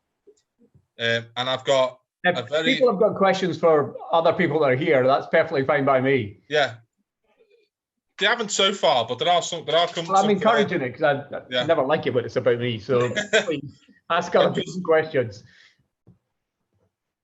Oh. So I've just give a shout to my my assistant. Now Craig has a history with my my assistant. You need to be careful with this. In that he thought that, where is she? Come on. She's not coming. Okay. It's fine if she doesn't want to. That's fine. I don't think it's that. I just don't think she can hear me. All right. All right. Ask us a question from the audience then. So there she is. All right. Did you hear me? No, not be able to. No, he didn't hear me. Right. So Craig's got a history with my assistant. Now I've got 2 daughters. My youngest daughter is a bit of a performer, and Craig made the mistake of saying, wouldn't it be funny if I had a co-host during this last event at Butte? And I said, yeah, I'll ask her and see if she'll do it. And she did. And it was my daughter. Do you want to move over a bit so you can get on the camera? It's my daughter, Megan. Hey, Megan. Hey, Megan. Hey, Megan. So how old were you when you did that? 8. 8. 8, yeah. She was 8 years old, and she got up on stage, and she was asking questions to like 14 authors, such as, aren't you annoyed that you don't make as much money as J.K. Rowling? That kind of level of question. So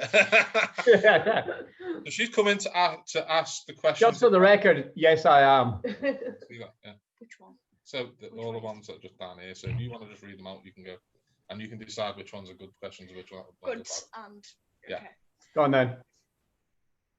Can't read. So that's from Amy. So from Amy, if you could put a comedic twist on your books, what would it be? A comedic twist.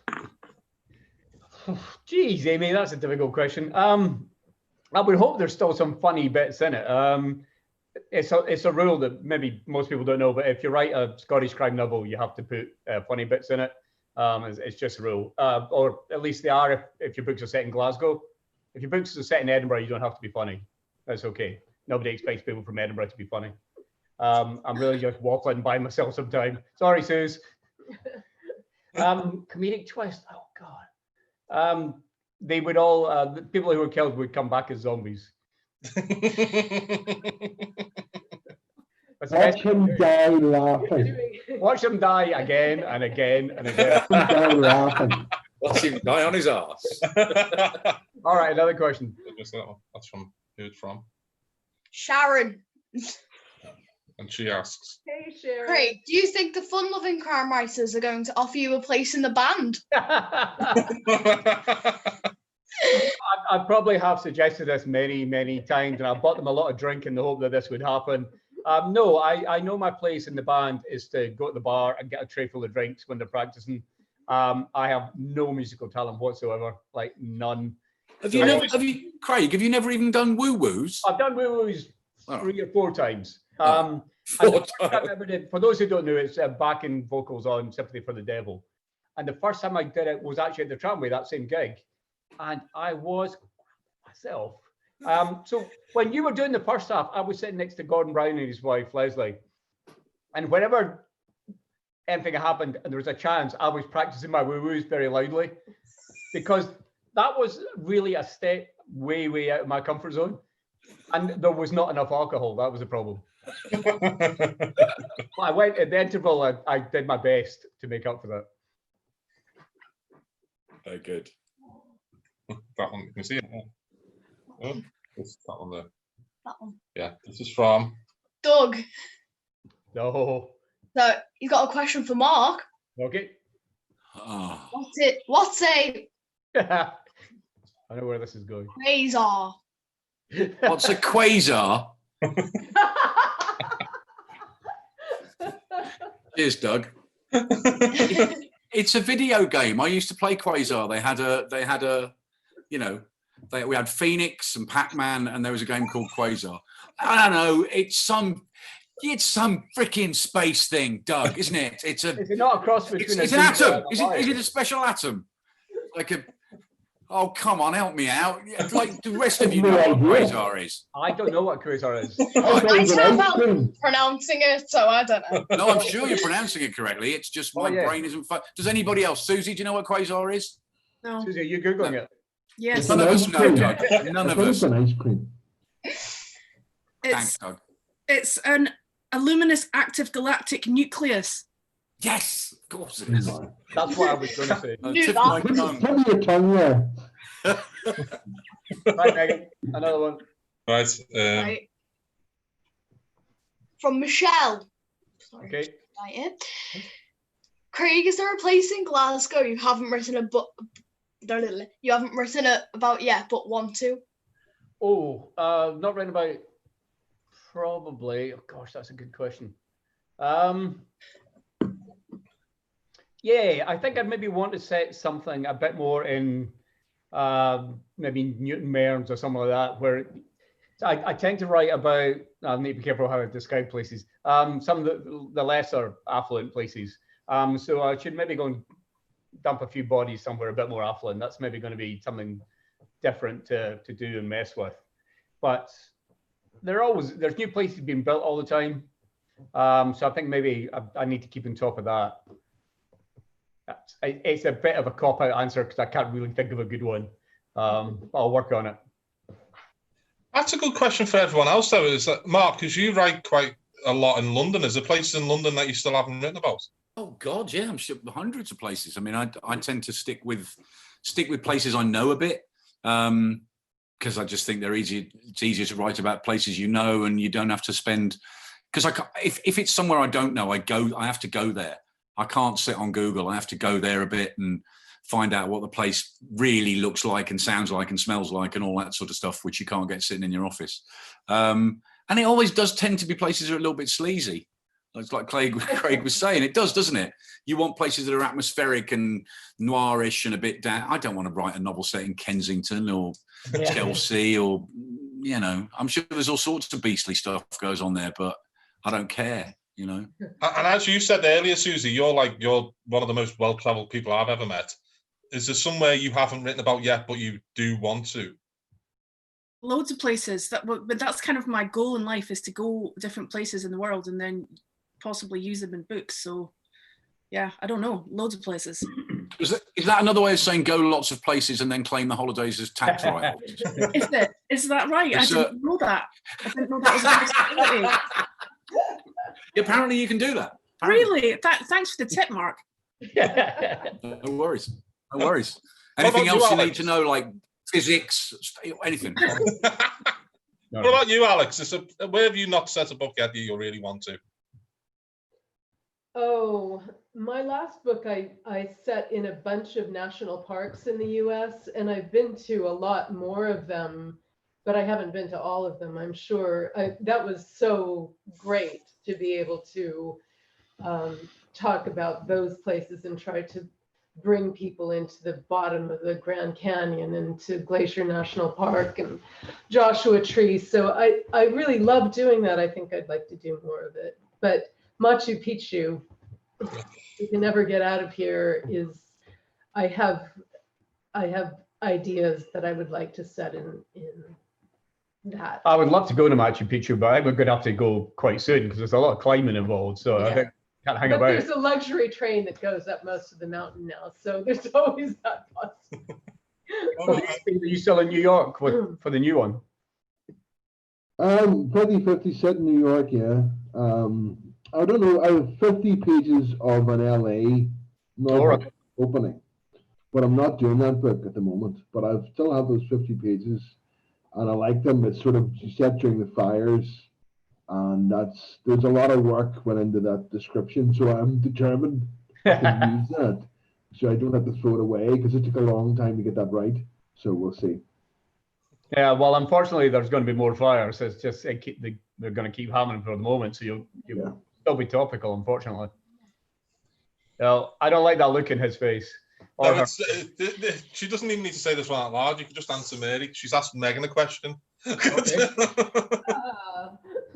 Yes, I am the favourite daughter. I can say that very proudly, as I have been asked for most of the things. It is the thing that you get asked the most. Yeah.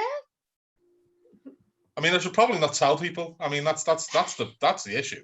I just keep going around telling people that you're guys bottom. So Pauline, she said to all of you, what has been your favourite festival? Ooh. All of them.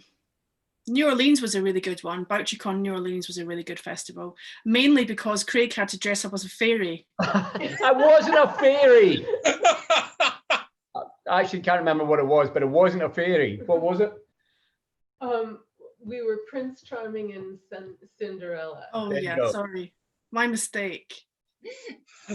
Yeah, I loved that festival. That wasn't my favorite moment of it.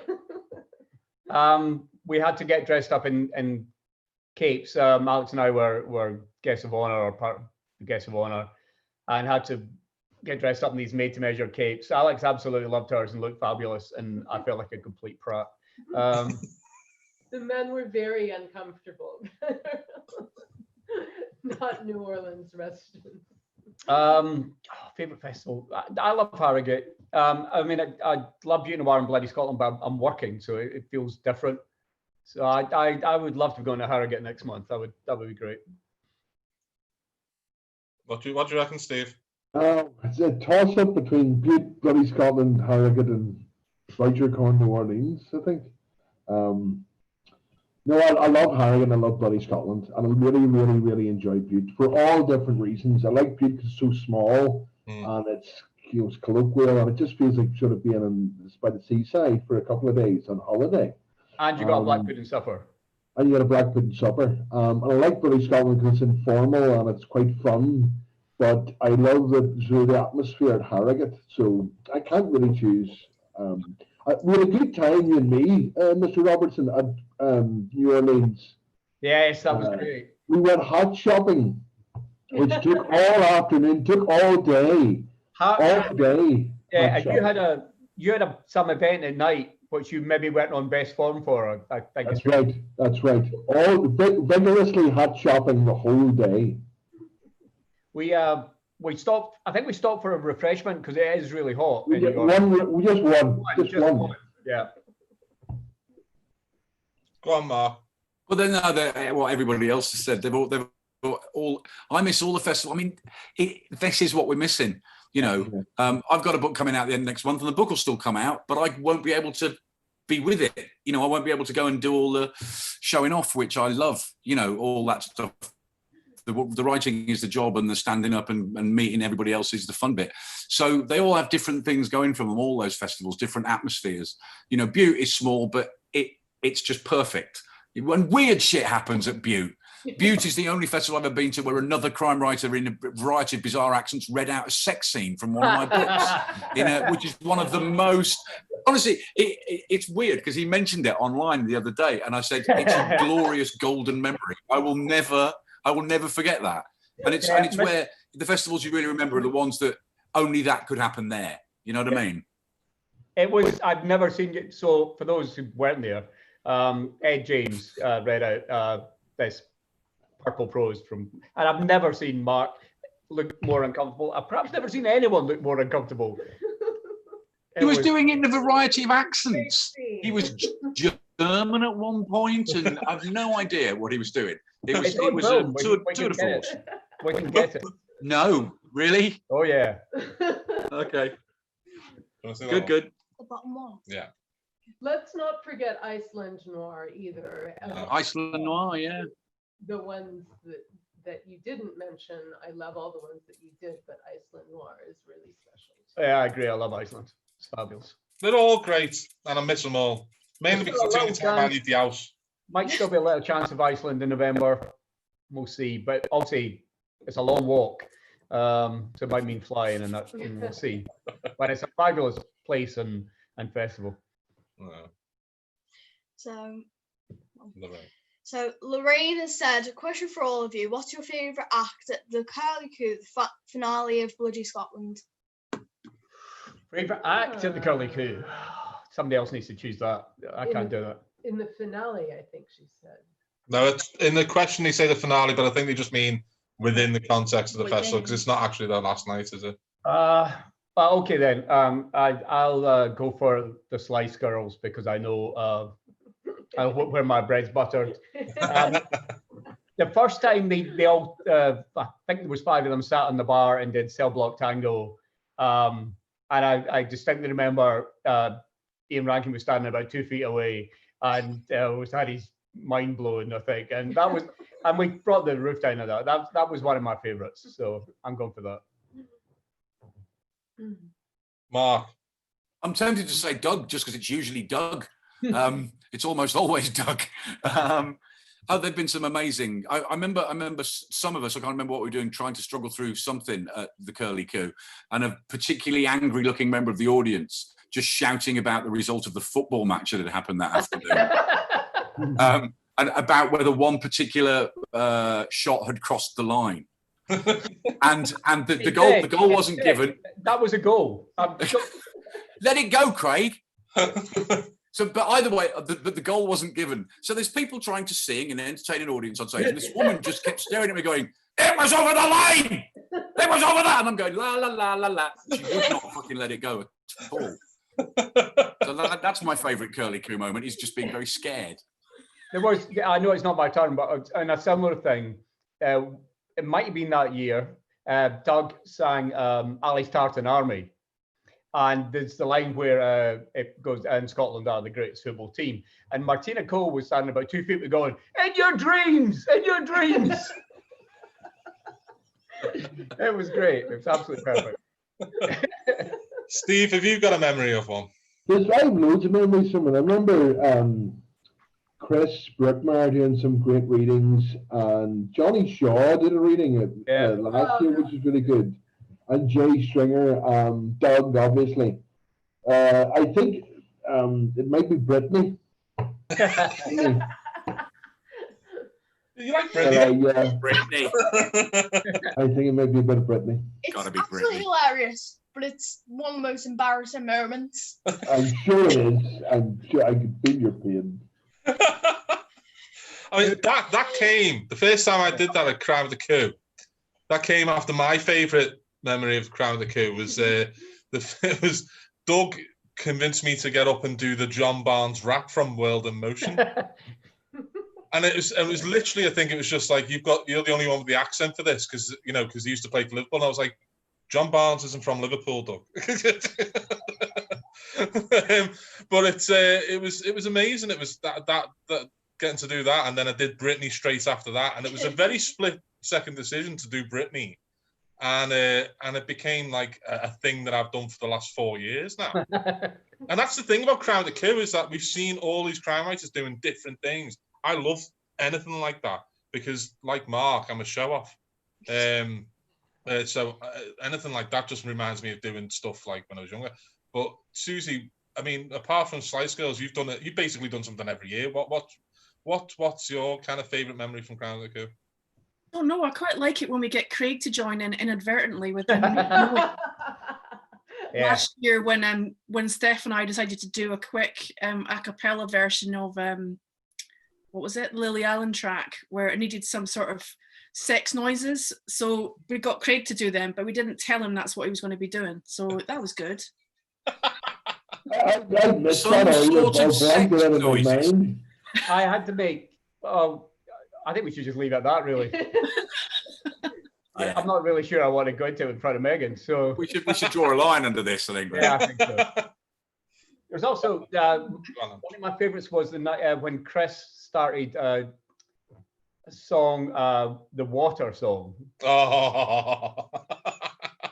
That was the point Mandy, who, as most people watching will know, who owns the Coup, said, right, that's enough. Because we're all shouting the chorus to that at the tops of our voices and could be heard across Stirling, I think. So I like that. I was going to mention that one, but I didn't know it had a title and I didn't know how to describe it without saying any of the words in it. So that. Yeah.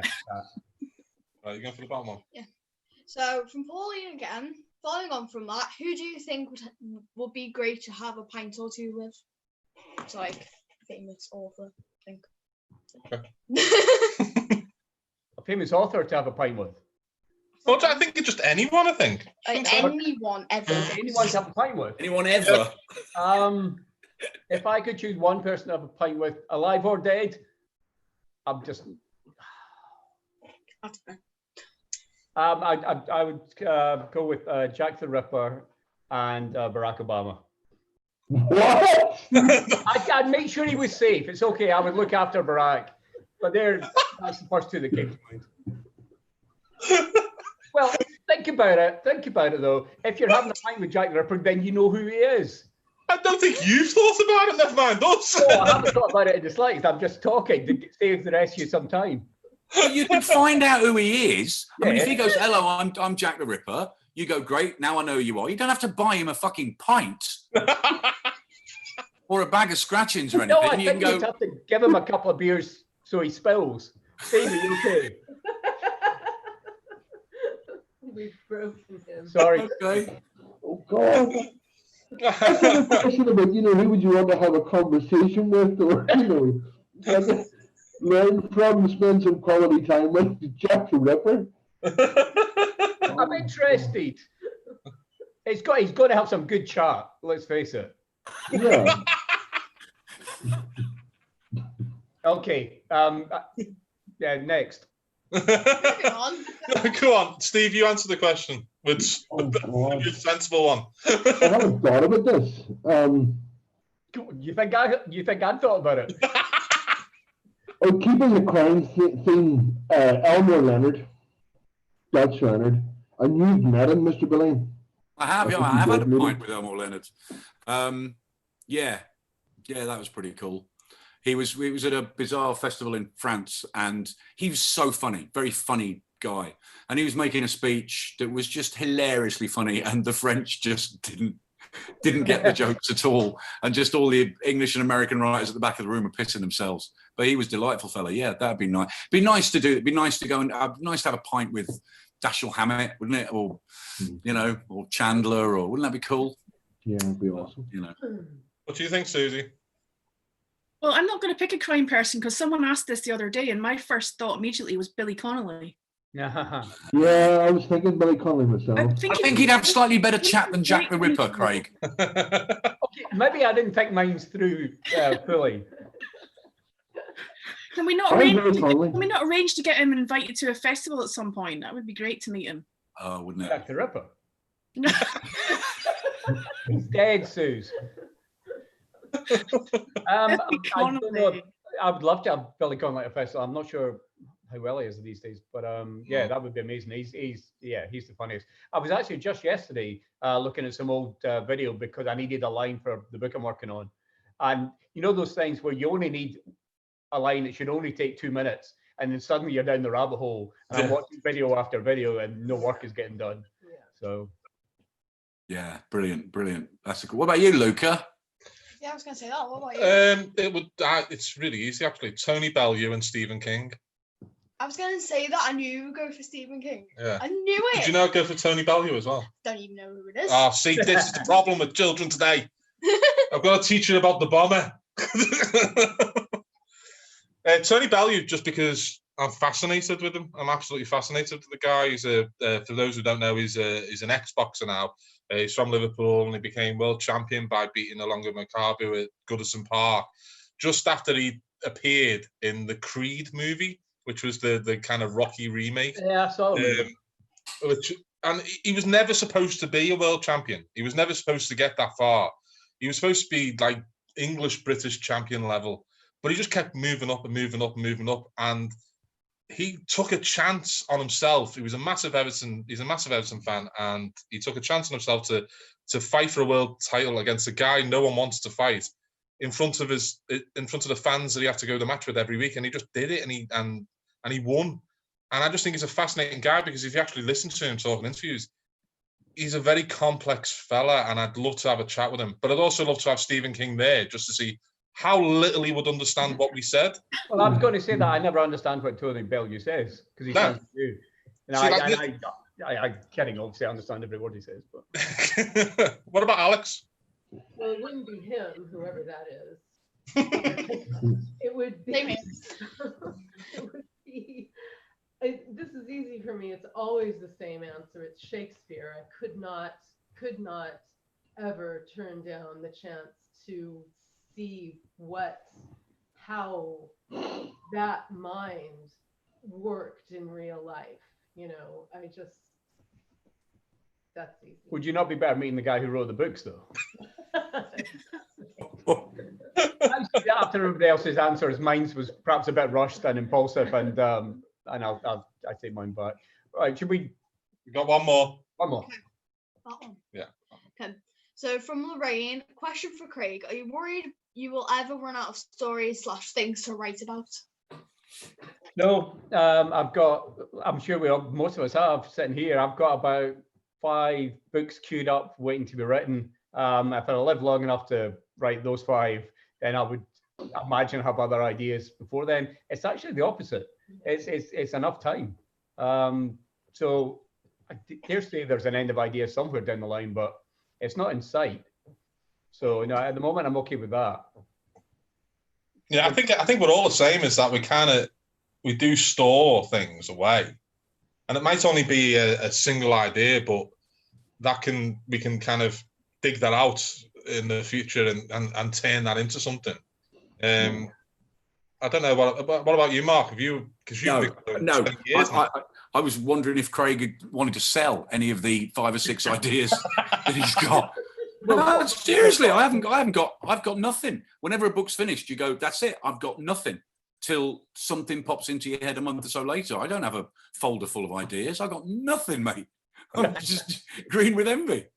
Well, I had one today. I was talking to a friend who's covering a cold case for newspapers, and she started describing it, and I went, hang on, I'm going to write this, but this is one of my books lined up to write.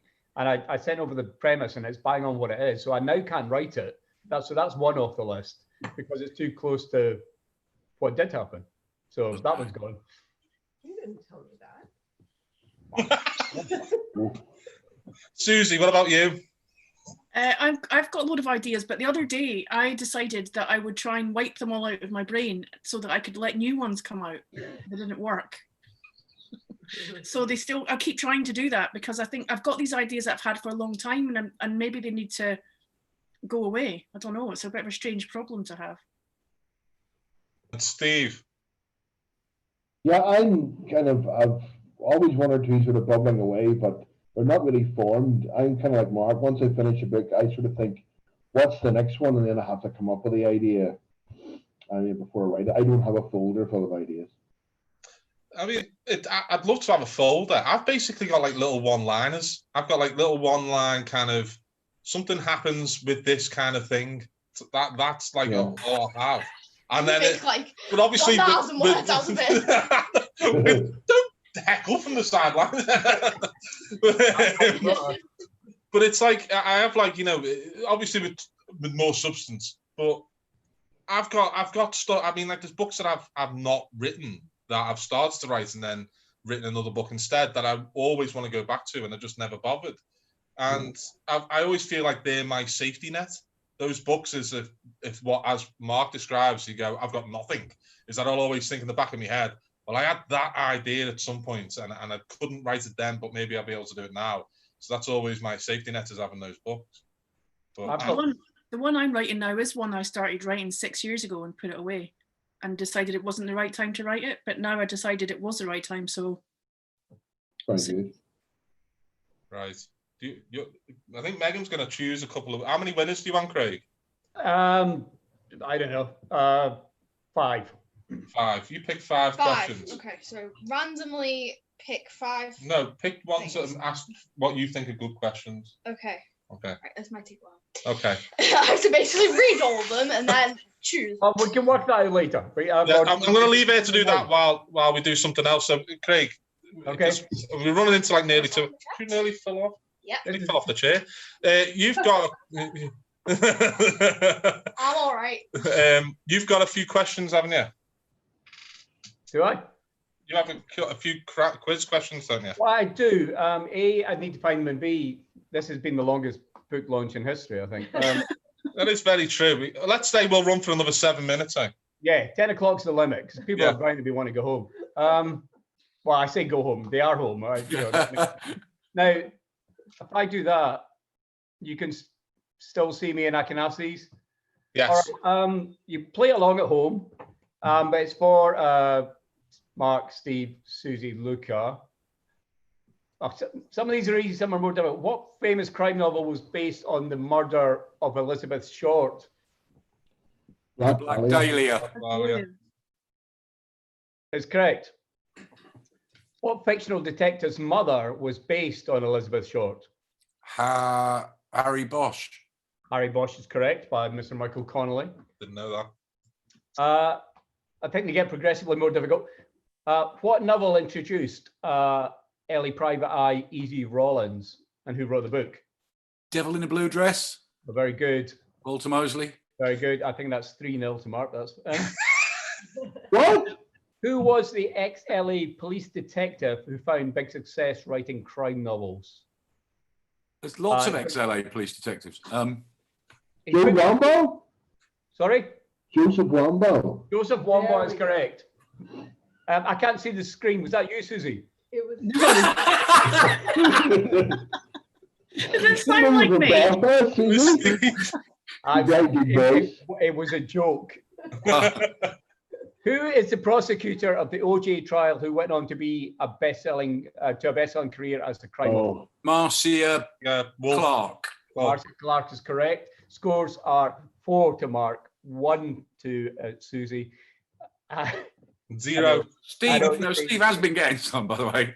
I can hear you saying it, Steve. Thank you. Who's the LA crime fighter who does all his, this is fiction, who's the LA crime fighter who does all his office business on the freeways of LA in the backseat of his car?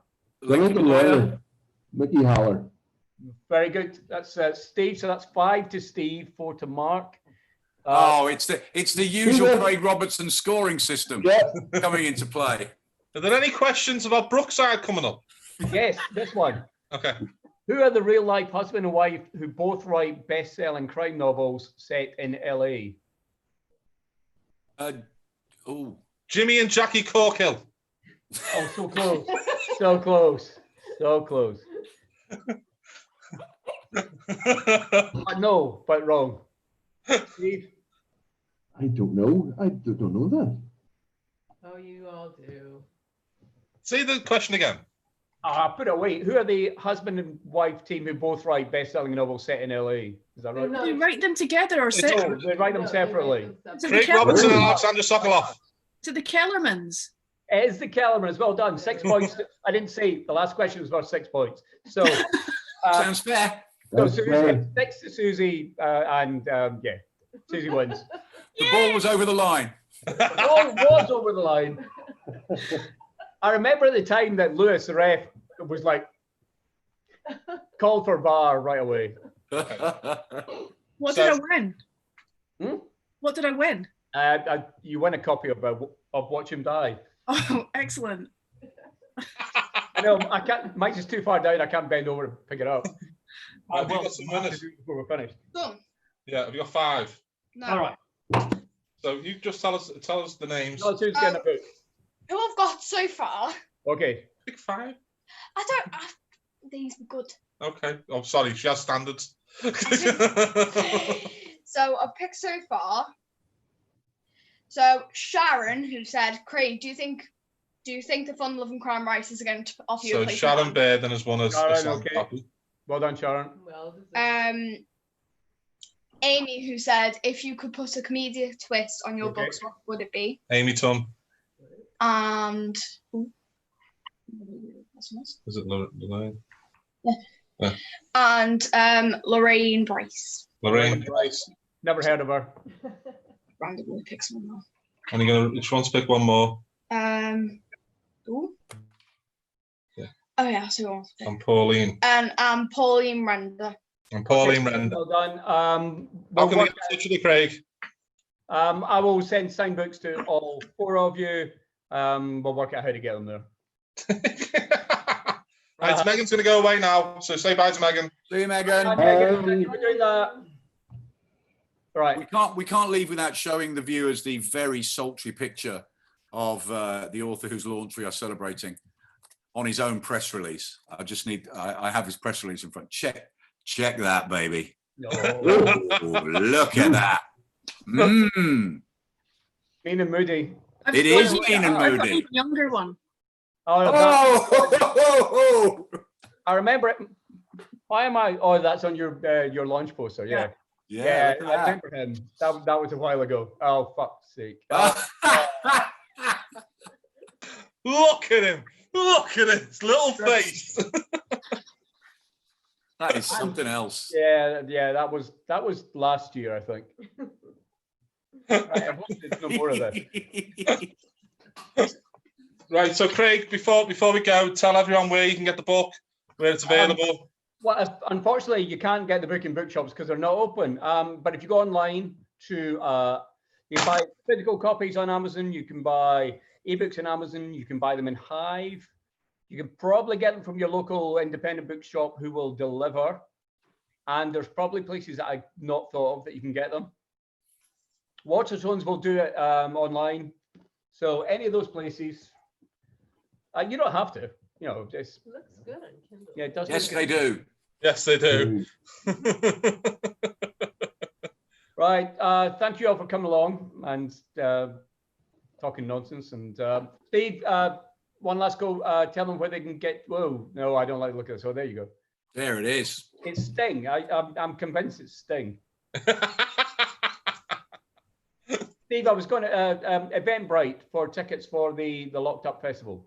Yeah. Yes, if you put in 2 crime writers and a microphone locked up festival, somewhere, some kind of link will take you somewhere. Or you can go into our Twitter feed and find it there. At 2 Crime Writers. At 2 crime writers. How about we put it in the comment section of the YouTube? That's a There good we idea. are. Look at that. Fantastic, Alex. Thank you. It's like you've done this before, and we have not. That was one of the questions, actually. Quickly, is that it was it was. You know, we've all had to become much more tech savvy. Tamira Casera says, were you guys always tech savvy, or was it a learning curve to adjust to the new online way of doing events?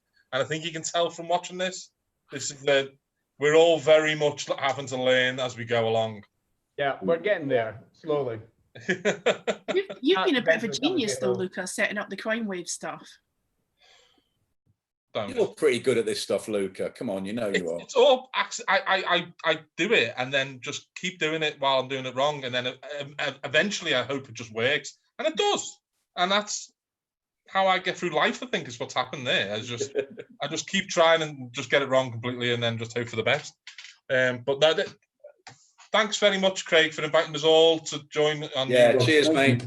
Cheers, guys. Thanks for turning up. Happy book launch, mate. All of you, Luca, thank you for doing that. Thank you for everybody that's watching. Yeah. Thanks, everyone, and we'll end it there.